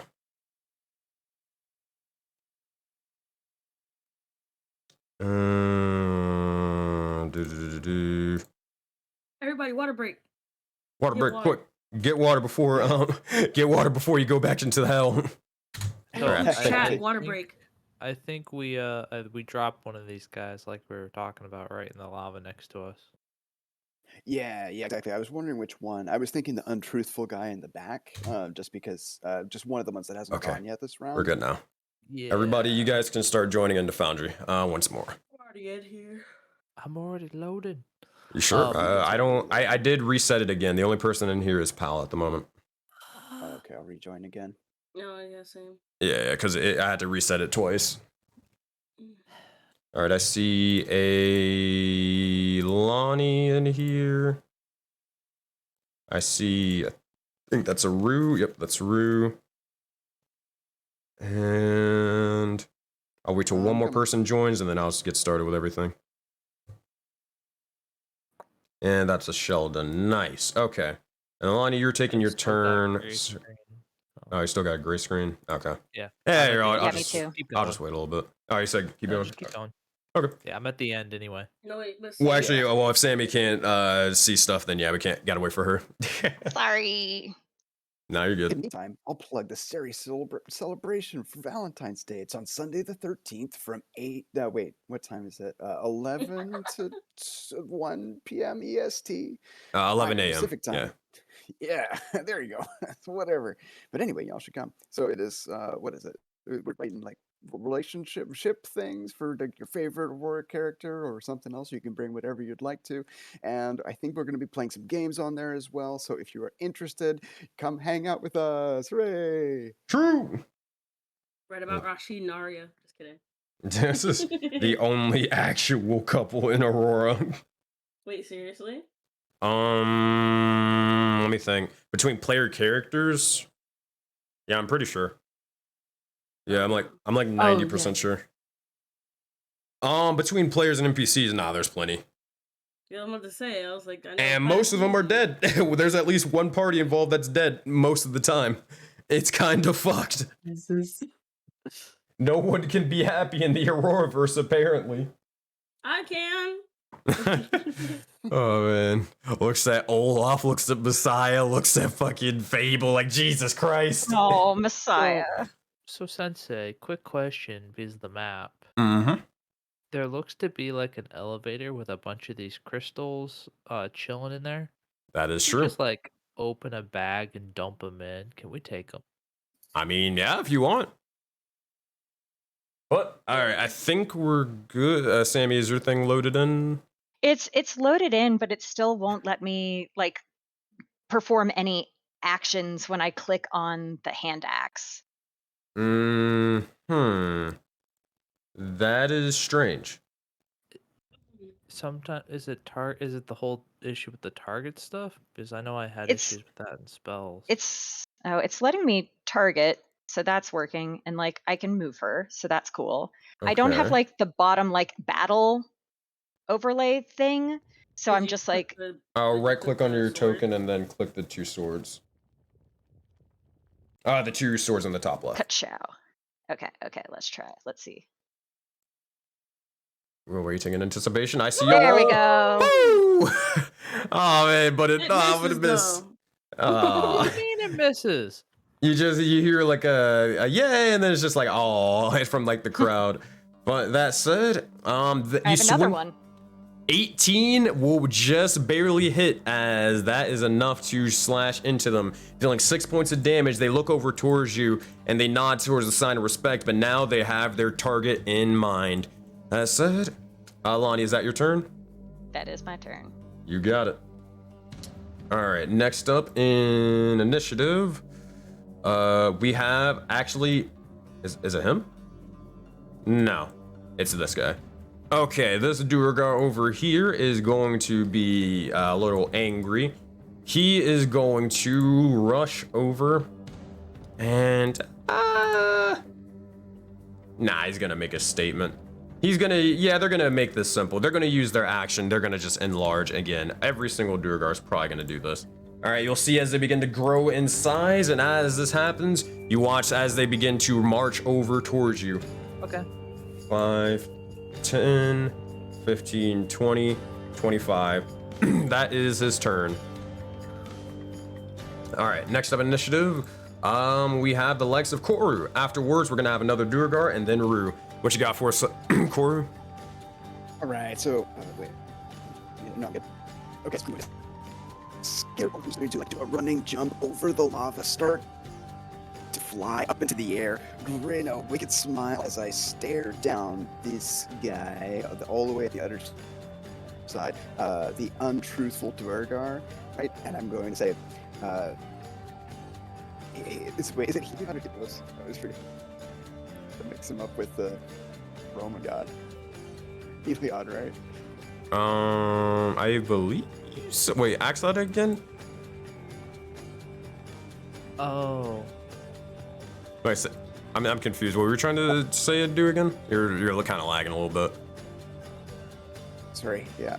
I'm trying to switch places with the untruthful Duergar over there. You got it. Untruthful. Which one is that one? Oh, this guy over here. Oh, God. So, as this begins to happen, you fly over the likes of the lava, and then immediately you see as a miniature sun begins to form around the likes of Koru, and then another miniature sun begins to form around the likes of this Duergar. Immediately, you both begin to switch places, and as you do, you watch as the Duergar begins to look down. And it's kind of like a cartoon. They kind of look down for a minute, they kind of hover, and then just plummet directly into the lava. They're going to roll, or you're going to roll 10d10 damage, Narth. Get them all tens. Because there is a chance he could survive this, but it's not a good one. Nah, they're fucking dead, dude.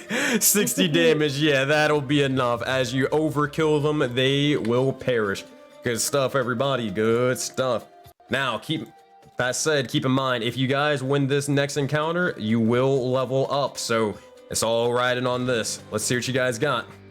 That said, Corey, that is your, that's a free action, I believe. Let me make sure and check my thing. I'm pretty sure that's a free thing that you can just do.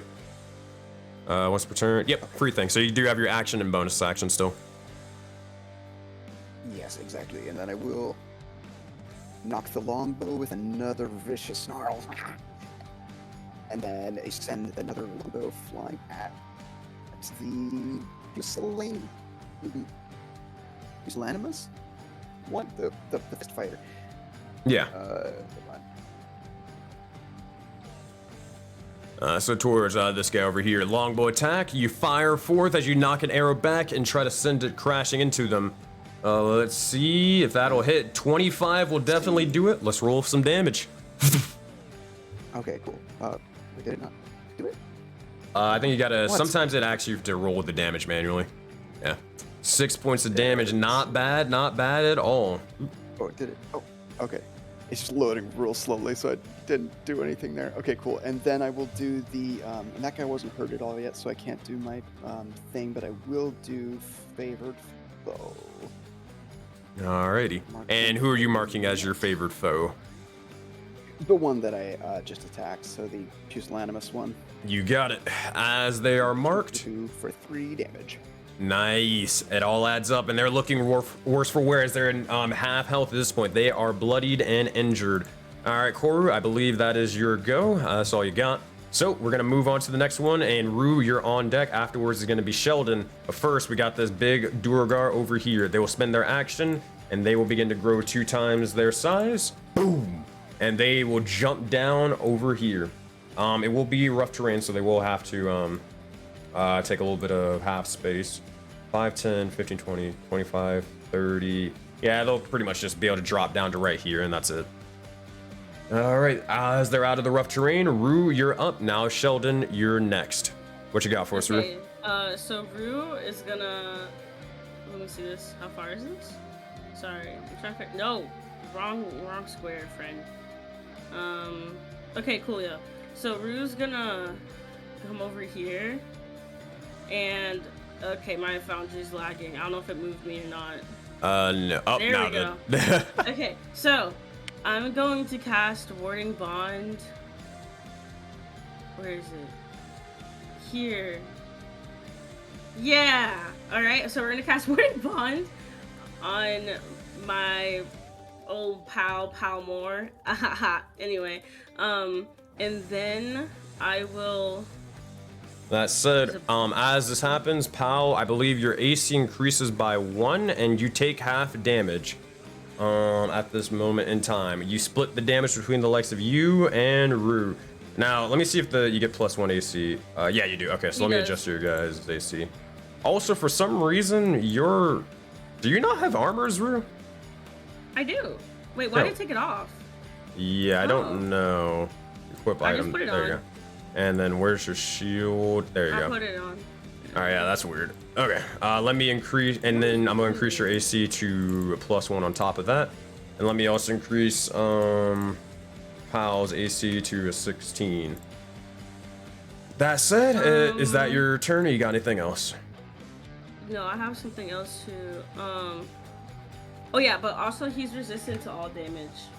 Yeah, you guys have Okay, basically split the damage. I just want to make sure. Okay, anyway, and then after that, I will... Is there anyone that needs assistance? No, yeah, we've all been doing pretty good. Okay, so I will use Spiritual Weapon again. You already casted your spell for the turn. Oh yeah, you're right. Fuck, you're right. Oops, I actually hit you. He just bumped Pal more and send him flying into the lava. Oh, we are friends now. What the fuck? I'm so sorry. No, we lost our achievement for not taking damage. You will never be mice. I'm so sorry. Okay. Oh yeah, I forgot. I can't do that. I'm used to being a spellcaster. I'm sorry, guys. Okay. Anyway, I think after that, yeah, I'll just like. Oh, whoops. I have like a little bit more movement. I'm literally gonna sit here in front of him. I'm just kidding on that. There you go. I'm done. All right, you got it. Next up is Sheldon. Afterwards is Palmore. Then it's going to be the Duergar. So what you got for us, Sheldon? Longsword attack. Oh, man. You'll swing and a miss. Sadly, that will not hit. These guys definitely have a higher armor class of the sorts. Anything else you want to do on your turn?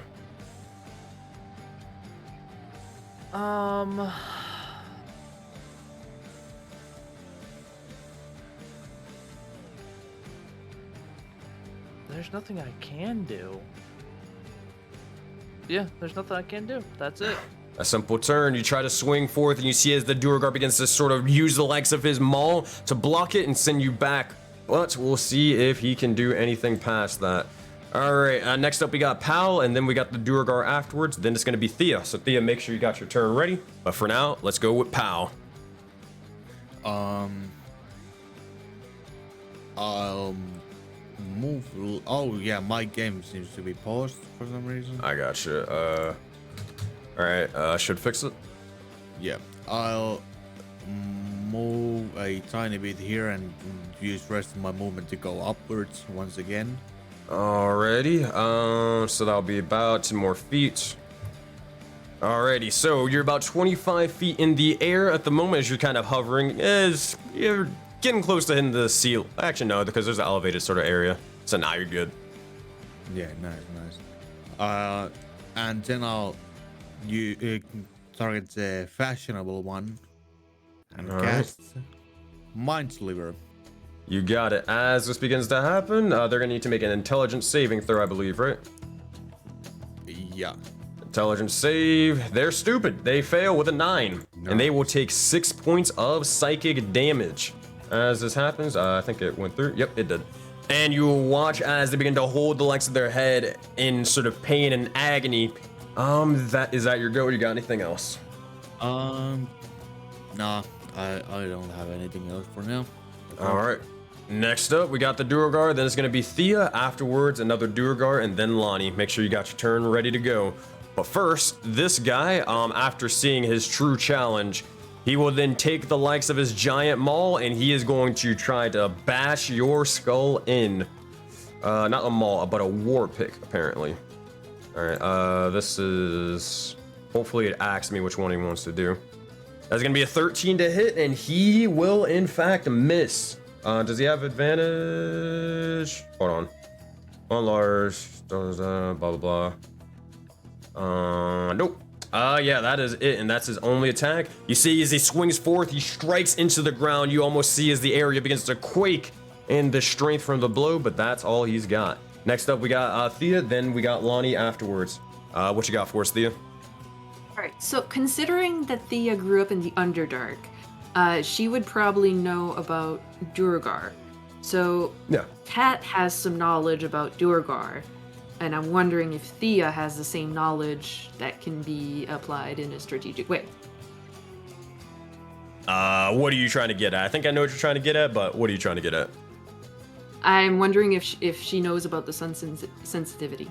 You would most definitely know that. Everybody's got that thing in the Underdark. Me included. So, remembering how Heliod hurt her, she's gonna take the little ring and be like, Hey, Heliod. Wait, hold on, real quick. I don't want it to get misconstrued.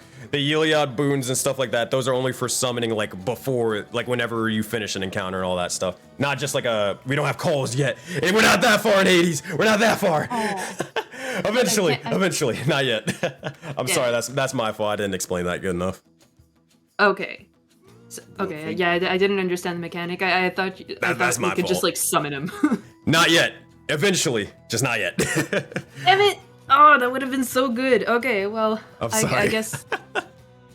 Yeah, I was like, yeah, I'm so big brain. Oh, you make me feel bad. God damn it.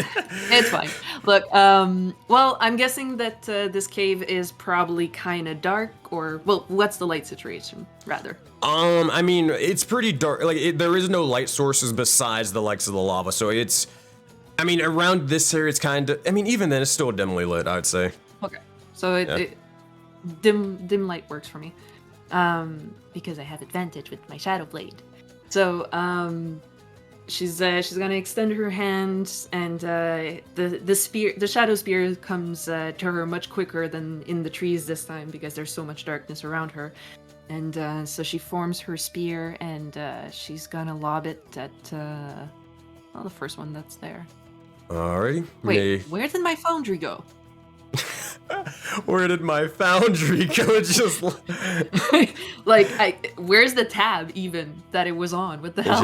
it just fucking got annihilated. Just dipped. All right. This well, most please scuffed Hades roll one-shot session of my life. Yeah. I don't know where that one, but okay. Could you roll for me, please? Yeah, I gotcha. Which one are you trying to hit? So the one that's directly in front of our turtle man. You got it. And this is the Shadow Blade. Yeah, all right. Shadow Blade. Yes. Consume spell slot. That is a 20 to hit and 13 points of psychic damage. Yeah, how do you want to kill this guy? Perfect. So as she sends out the blade, right before it hits its chest, it kind of explodes, and there's shards of black shadow that just pierce into his eyes and face as he screams in agony. Alright, as he crumples over, he falls down dead and defeated. Only 3 more remain. Now, Thea, is that your turn, or you got anything else? Yep, that's it for me. Alrighty, next up we have the Durgar Oh, over resummon. Oh, resummon. Sorry. Gotcha. Bonus action. Alright, he's gonna go over to here, and he is not enjoying this, so he's going to 5, 10, 15, 20, 25. Ugh. Unlucky. This guy is not living his best life. You'll see as this individual begins to vanish for a brief moment, as he is going to go invisible. That is his turn. Alright, next up in initiative, it's going to be Lonnie, then Koru. What you got for us, Lonnie? I would like to attack this dude again. Alright, That's make an what I attack do. roll. As you look over towards him, he sees he's getting ready to bring the war pick down again, but you're trying to slice towards him. Hand axe dealing another 6 points of damage. You're able to pierce through his defenses this time. You got a bonus action. Ka-chow! 19, you got your rhythm back, and now that's 9 more points of damage. He is on his last leg. Anything else you want to do for us? You do have action surge available as well, because you did take a short rest. That's true. I have concerns about the big invisible guy, though. That is true. Yeah, I'm gonna. That's it for me. All right. Well, if that's the case, that is your turn. Next up in initiative, we have Koru. Then afterwards, it's going to be Rue. So, Koru, what you got for us? Okay, so I think that the one that I was attacking died actually, so I don't have my favorite foe anymore, so I'm going to use my Hunter's Mark on yeah, I'll try and do the badly injured guy, the compliant one. You got it. Up here, and then You're going to mark them, and as you have them in your sights, eyes dilate, you ready the bow and fire it forth? Come on, come on. Concentration. Do that. Spell. Okay. Let's see if you hit him first, but I'll keep the damage in mind. Oh, did it roll the damage? I didn't mean to do that. Nah, you're good. On 11, you fire forth, but the arrow is able to just sort of, or go into the likes of the armor and then just break in half. I said, anything else you got on your turn? Nope, that'll be it. All right, next up, we got the Durgar over here. He is going to start walking eventually, as if he can. 5, 10, 15, 20, 25. Oh, actually, hold on. I'm going to do that again. You're going to go this way.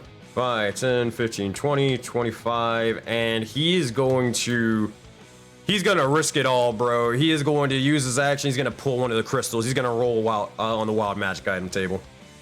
Okay. Or not item, but magic table. Yeah, you guys didn't think that he would do that. He's that crazy. Nope. Alright, D100, 75. Oh no! Oh, fuck. I'm pretty sure I rolled that. Oh my god, this is so unlucky. Okay, well, this works for him, but also works terribly for him.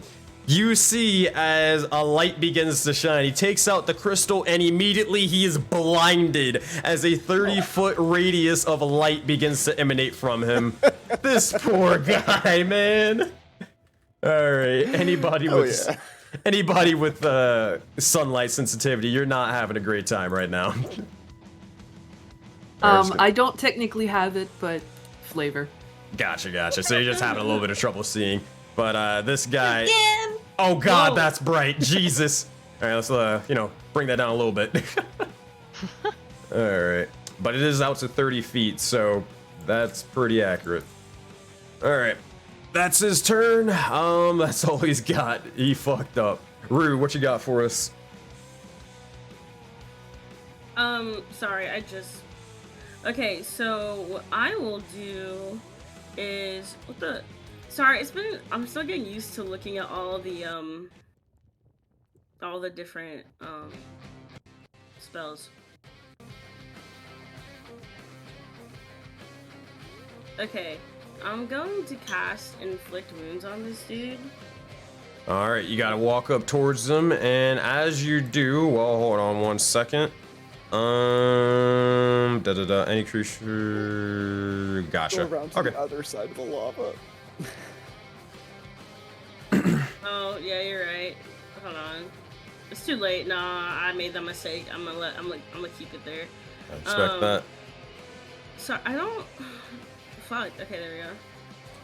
Oh, let's see what you got. You reach out towards him and try to inflict a wound. Oh my god! That's a net 24 inflict wounds! Oh, fuck. Hey, Orange. Hey, Orange. How do you want to one-shot this guy? Dealing 35 points of damage. That is the Holy most shit, damage Orange. anyone has ever done in this one shot. Oh yeah. This tiny ass axolotl versus this big 12-foot behemoth. Okay, sorry. I just genuinely did not expect that to happen. Like, dead That's the ass. inflict wounds. That shit good. I'm happy. So what happens is you just see like Rue walk up to him, and like you don't see the rest of it, and all you see is this man slowly just fall to his death, and Rue just stands there like emotionless, just like, okay. You hear a loud thud, and just you look over and you're like, oh shit, is Rue okay? Oh, they're just looking at their smile on their face and they're like, okay. And they just keep on going about their business. They're dead. Oh my god. Okay. That's it. Alright. Is that you got a little bit more movement if you want to go anywhere else? Because I think I only moved 10, right? Yeah. Yeah, you only moved 10. Okay. So that'd be. The worst part about it is he didn't even see it. He got blinded and then just died. It's because I'm so godly, right? Like, I'm so in my ways with Thassa that she's like, this radiance is an easy crit for you. You don't fail these, Rue. You don't fail these. And Rue's like, yes. Anyway, so what I'm gonna do, actually. Okay, a question. If I were to shove this man with my shield, how far can I shove him? With the shield master thing, let me see exactly how that works. I kind of forget myself.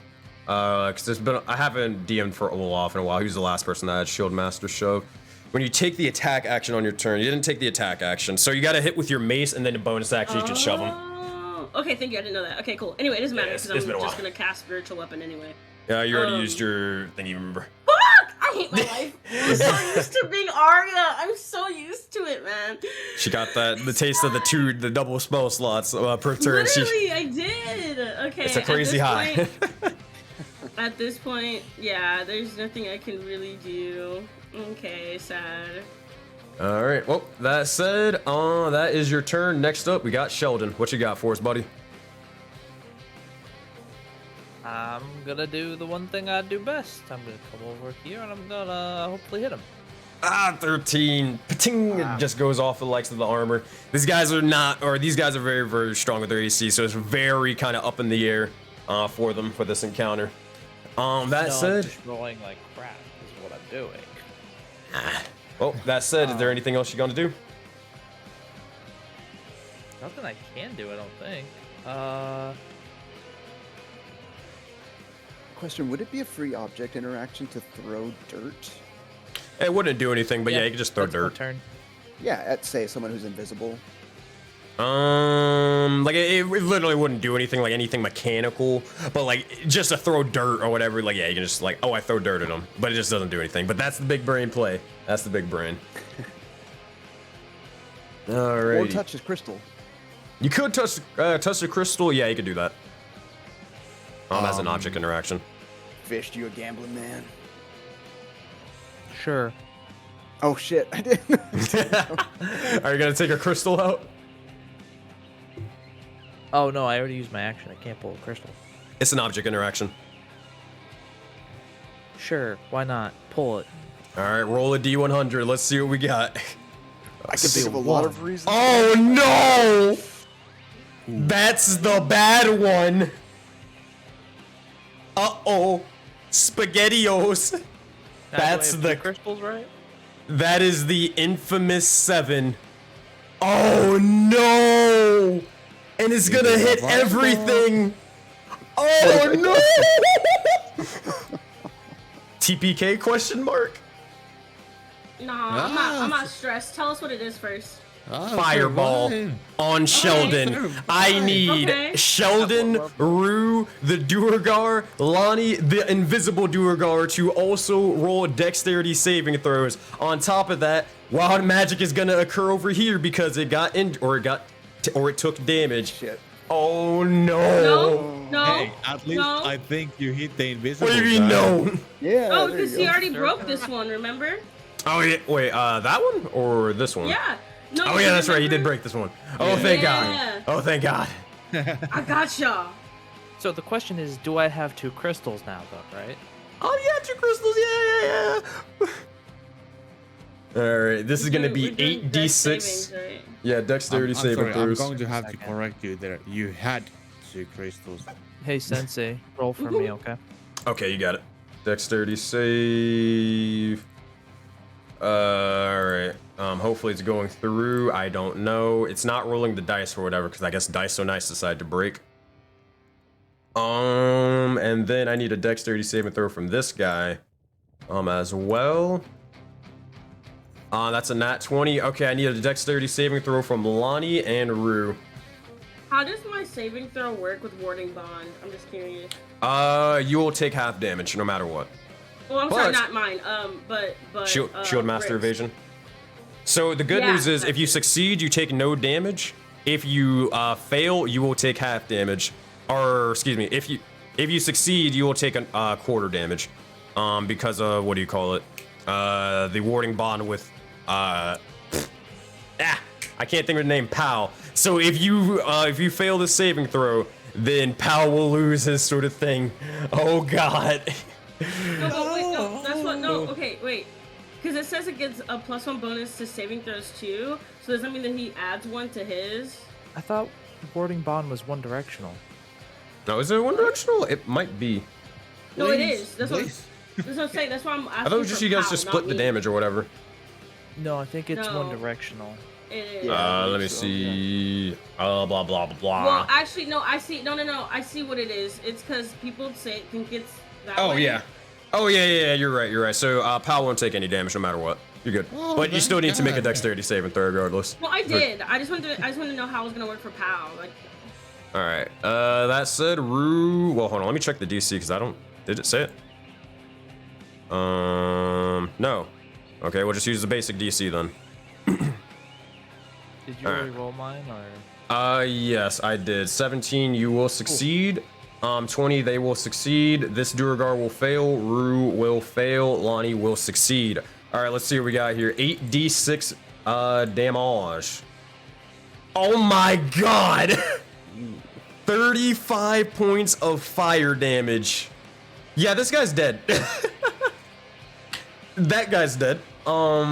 This guy will take half damage, which is 17, I believe. He's nearly dead, and he will be revealed immediately. Sheldon, you take 17 points of fire damage and are badly injured. Lonnie, you take 17 points of fire damage. And Rue, you take 17 points of fire damage because you succeeded. Or, hold on. No, you failed. So you take half. And, oh my god, everybody is nearly eviscerated as you just take out the crystal and then a fire explosion emanates. But, that said, Sheldon, I believe that is your turn as you get a kill regardless. That is my turn. Oh my god, I guess it paid off. Alright, Palmore, you're up. What you got for us? Palmore targets his nemesis, the slick motherfucker. And he shouts, "Your crypts mining operation ends here! Eldritch Blast!" 23! How do you want to do this? That's enough to kill him. The moment he appears and he sees him, he's just going to blast him, going full fucking Star Wars, floating on there like, die!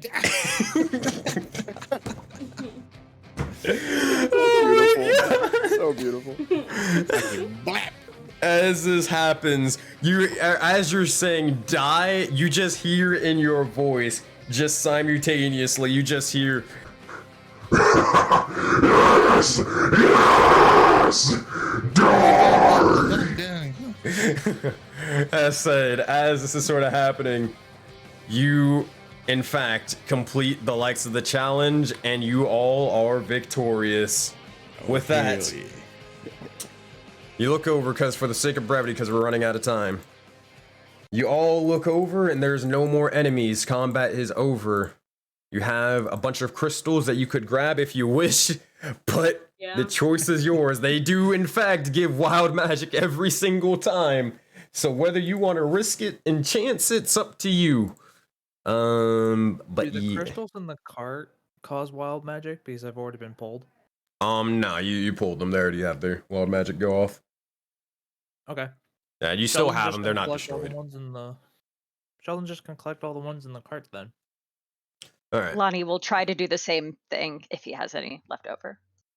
All right. And then, are you question? There's only two more places where you can pull three. 1, 2, and then 3. Are you pulling for the mana crystals here or no? Yeah, I am at least. Roll a d100. I'll try one too. All right, roll a d100. Sheldon's backing away from everyone. Well, you're not gonna heal first or anything? Old habits die hard. I had a very great idea for this. I'm scared at that one. I don't like that number 15. Dude, I literally healed myself before this just in case. I was like, I'm gonna take the chances. Oh, okay, that's actually not bad. All right. I could have used my summon lesser demon and make the demons do the picking. Wait, does anyone have mage hand? Casually. No. You wish you did, don't you, fish? Yeah. Oh wait, no, I don't think I have it. Well, that said, real quick. All right, so Rue, as you begin to pull this one out, it's actually quite pleasant. You pull it out, and this seems to be that you watch as your wounds begin to slowly close and heal. You regain 5 hit points at the start of each of your turns for the next minute. For you, Thea, let's see if you're just as lucky. Oh shit! All your spells with a casting time of 1 action would have a casting time of a bonus action instead. I need Cat's face as an emote right there. That was great. I need that as an emote. Go back and snipping tool it. That was a beautiful. That was. But we packing some good stuff, but we're not even in combat. Yeah, it's just gonna get lost now, I guess. Yeah. Can I count this as my turn to get 5 free health? I mean, yeah. You just got a multi-kill almost with a fireball, so it's not all bad. That said, eventually you would see as... Oh, I guess I don't have one, so I'll just drop this one. And what was the boon? Actually, can someone roll a d5 for me real quick? gotcha. Because you might get something nice. One. Eh. Oh, hell yeah! You guys Oh. get this one. So you see as immediately a sort of wand begins to form, if it could, and stop being stupid, please, thank you. And as this begins to happen, you look over and it seems to be glowing ever so strange colors. The choice is yours on what you want to do with that. Can I touch it? Sure, if you want. I'll touch it. Sheldon's gonna first use his 10 land hands and give him back 10 HP. You got it. As you do so, everybody, guess what time it is? Magic item time. It's time for everybody to roll on the magic item table time, as you can take these items into your next one shot. That's this is probably the best reward you can probably get. Hey Sensei, hell yeah. can Sheldon see if any of the Duragar have gold on them? Nah, they don't have any gold. Damn. Okay. Nice try, nice try. So how do I do this? Everybody roll a D100, and I will go get the magic item table. Now, you guys are only level 3, but Pal, you actually get to roll on the level 5 magic item table. All right, level 4. Actually, as of this combat, I'm 5. You're level 5. Yeah, didn't that we is level up since we're at the end of the second? You do level up at the end of combat, so that is true. Everybody, congratulations. You all are level 4, and the likes of Thea, you are now level 5. Rue, you're still level 4, but you will level up on your next time playing. And Pal's level 6, bro. Yeah. And Pal is level 6. Yo,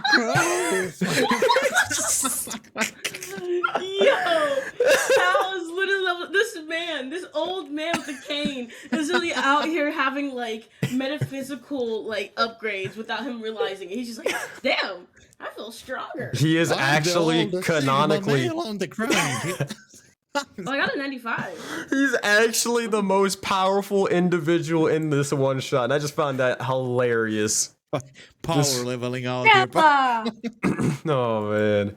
Alright, so let's go through one at a time. Alright, let's start with we'll hold you off last, Pal. Let's go with Sheldon, if you can roll your D100, and let's see what item you get. I did. I got 60. Okay.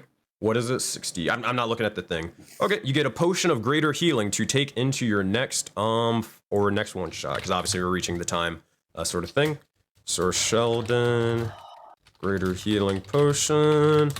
All right, let's go to next. Let's go to Koru. What'd you get? Narth, do you need us to roll for you? Maybe North. Just thumbs up or thumbs down if you can hear me. I think he's about to do it on his phone. Yeah. All right. Well, Computer crash, kinda. Okay. No. Do you want us to roll for you? Hold on. well, yeah. If it's a computer crash, yeah, just roll for him. There you go. 32. Damn. 32 is an elixir of health. There you go. Nice. All right, Thea, what'd you... Actually, no. We'll go to Lonnie first. Or 24. Lonnie, 24. Oh, god damn it. It's a filter of love. It's a love potion. Oh no! Oh my god. Fucking sucks, man. Like, Yeah, that's what you think. That's what you think. So, Lonnie, have I ever told you that a filter of love is the single reason why a divine war happened in Project Aurora? no. A civil war between the entire pantheon of Aurora happened because of a fucking love potion and shenanigans. Oh, shit. So Wow, whenever I okay. say, like, hey, you guys aren't crazy or whatever, because you're not the Tomb of Annihilation group, you haven't caused a divine war. So you can get real creative with this filter of love. I'll tell you that much. That's all I'm gonna say. All right, next up, let's go to Thea. What'd you get? I got a big 5. Big 5. That is a spell scroll of a cantrip of your choice. Oh, nice. All right, and let's go to Rue. What'd you get? 95. 95. Ooh. Oh, what the You get a goat. I'm sorry. What? You get a goat. A mount? You, in fact, get a goat. But, Okay, I need to know what that entails. Is it like a magical goat, or is it just a goat? You goddamn right, it's a magical goat. You get the goat of traveling. So the goat of traveling is a large goat with the same statistics as a riding horse. It has 24 charges that you can ride on top of into battle. I'm sure it has a ram ability. I think. Wait, did you guys like ever watch Shrek? Right? It's like the way Sensei said that was like when they did like the little game show moment in Shrek. That's what it made me think of. Anyway, sorry. You get a giant motherfucking goat. You can tell me the name of him. You can find the art for them for your little goat companion that you could ride on top of. There you go. Oh my so god! adorable. I love it.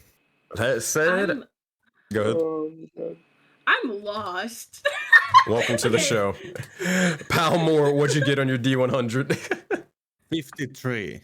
53, not bad of a number, not bad of a number.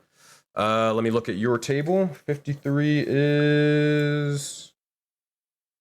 not that one. Wait, what? This table's messed up. Yeah, this table's messed up. It's missing the...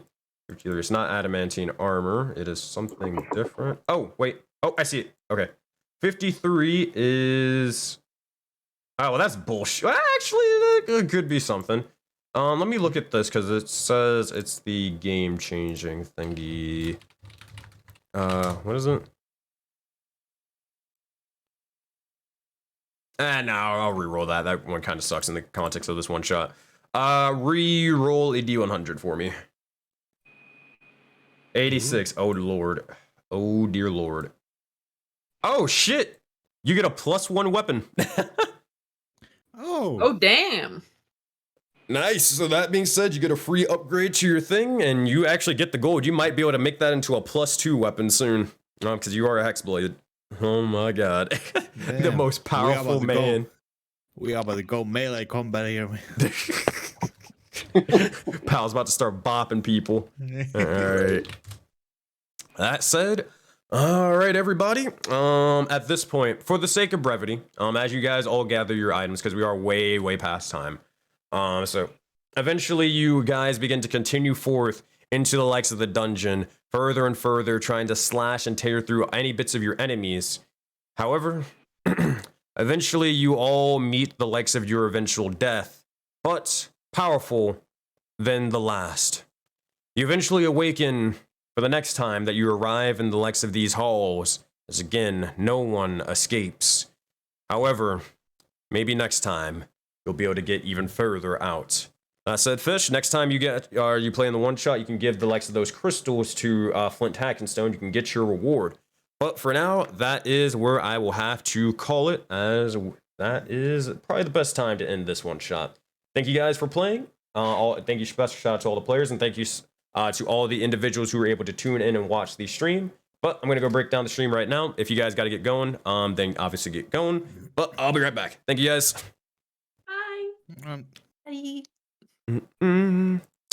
Alrighty, that said, we're gonna switch on overlays and all that stuff. Thank you guys so much for everybody tuning into the stream. You guys are freaking fantastic and more.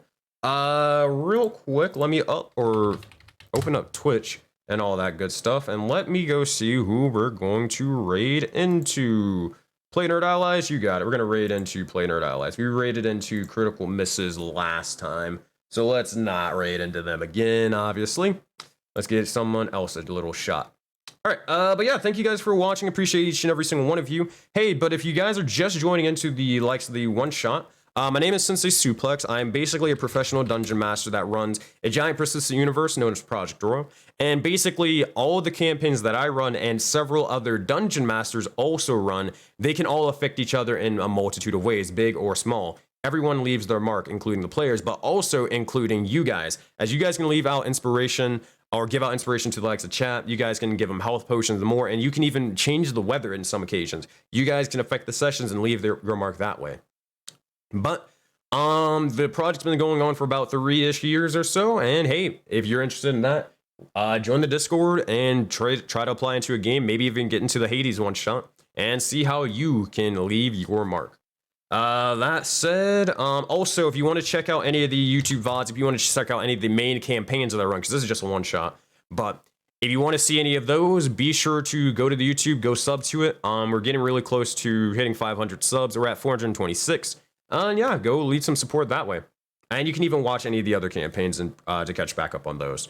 We'll be here tomorrow at 2 p.m. Eastern Time for Secrets in the Sand, so I hope to see all of you there. That said, let's go raid our good friends Play Nerd Allies, and let's go have a great time. They're playing D&D right now, obviously, so let's go leave a little bit of support. Thank you guys again, and I will see you all in the next one.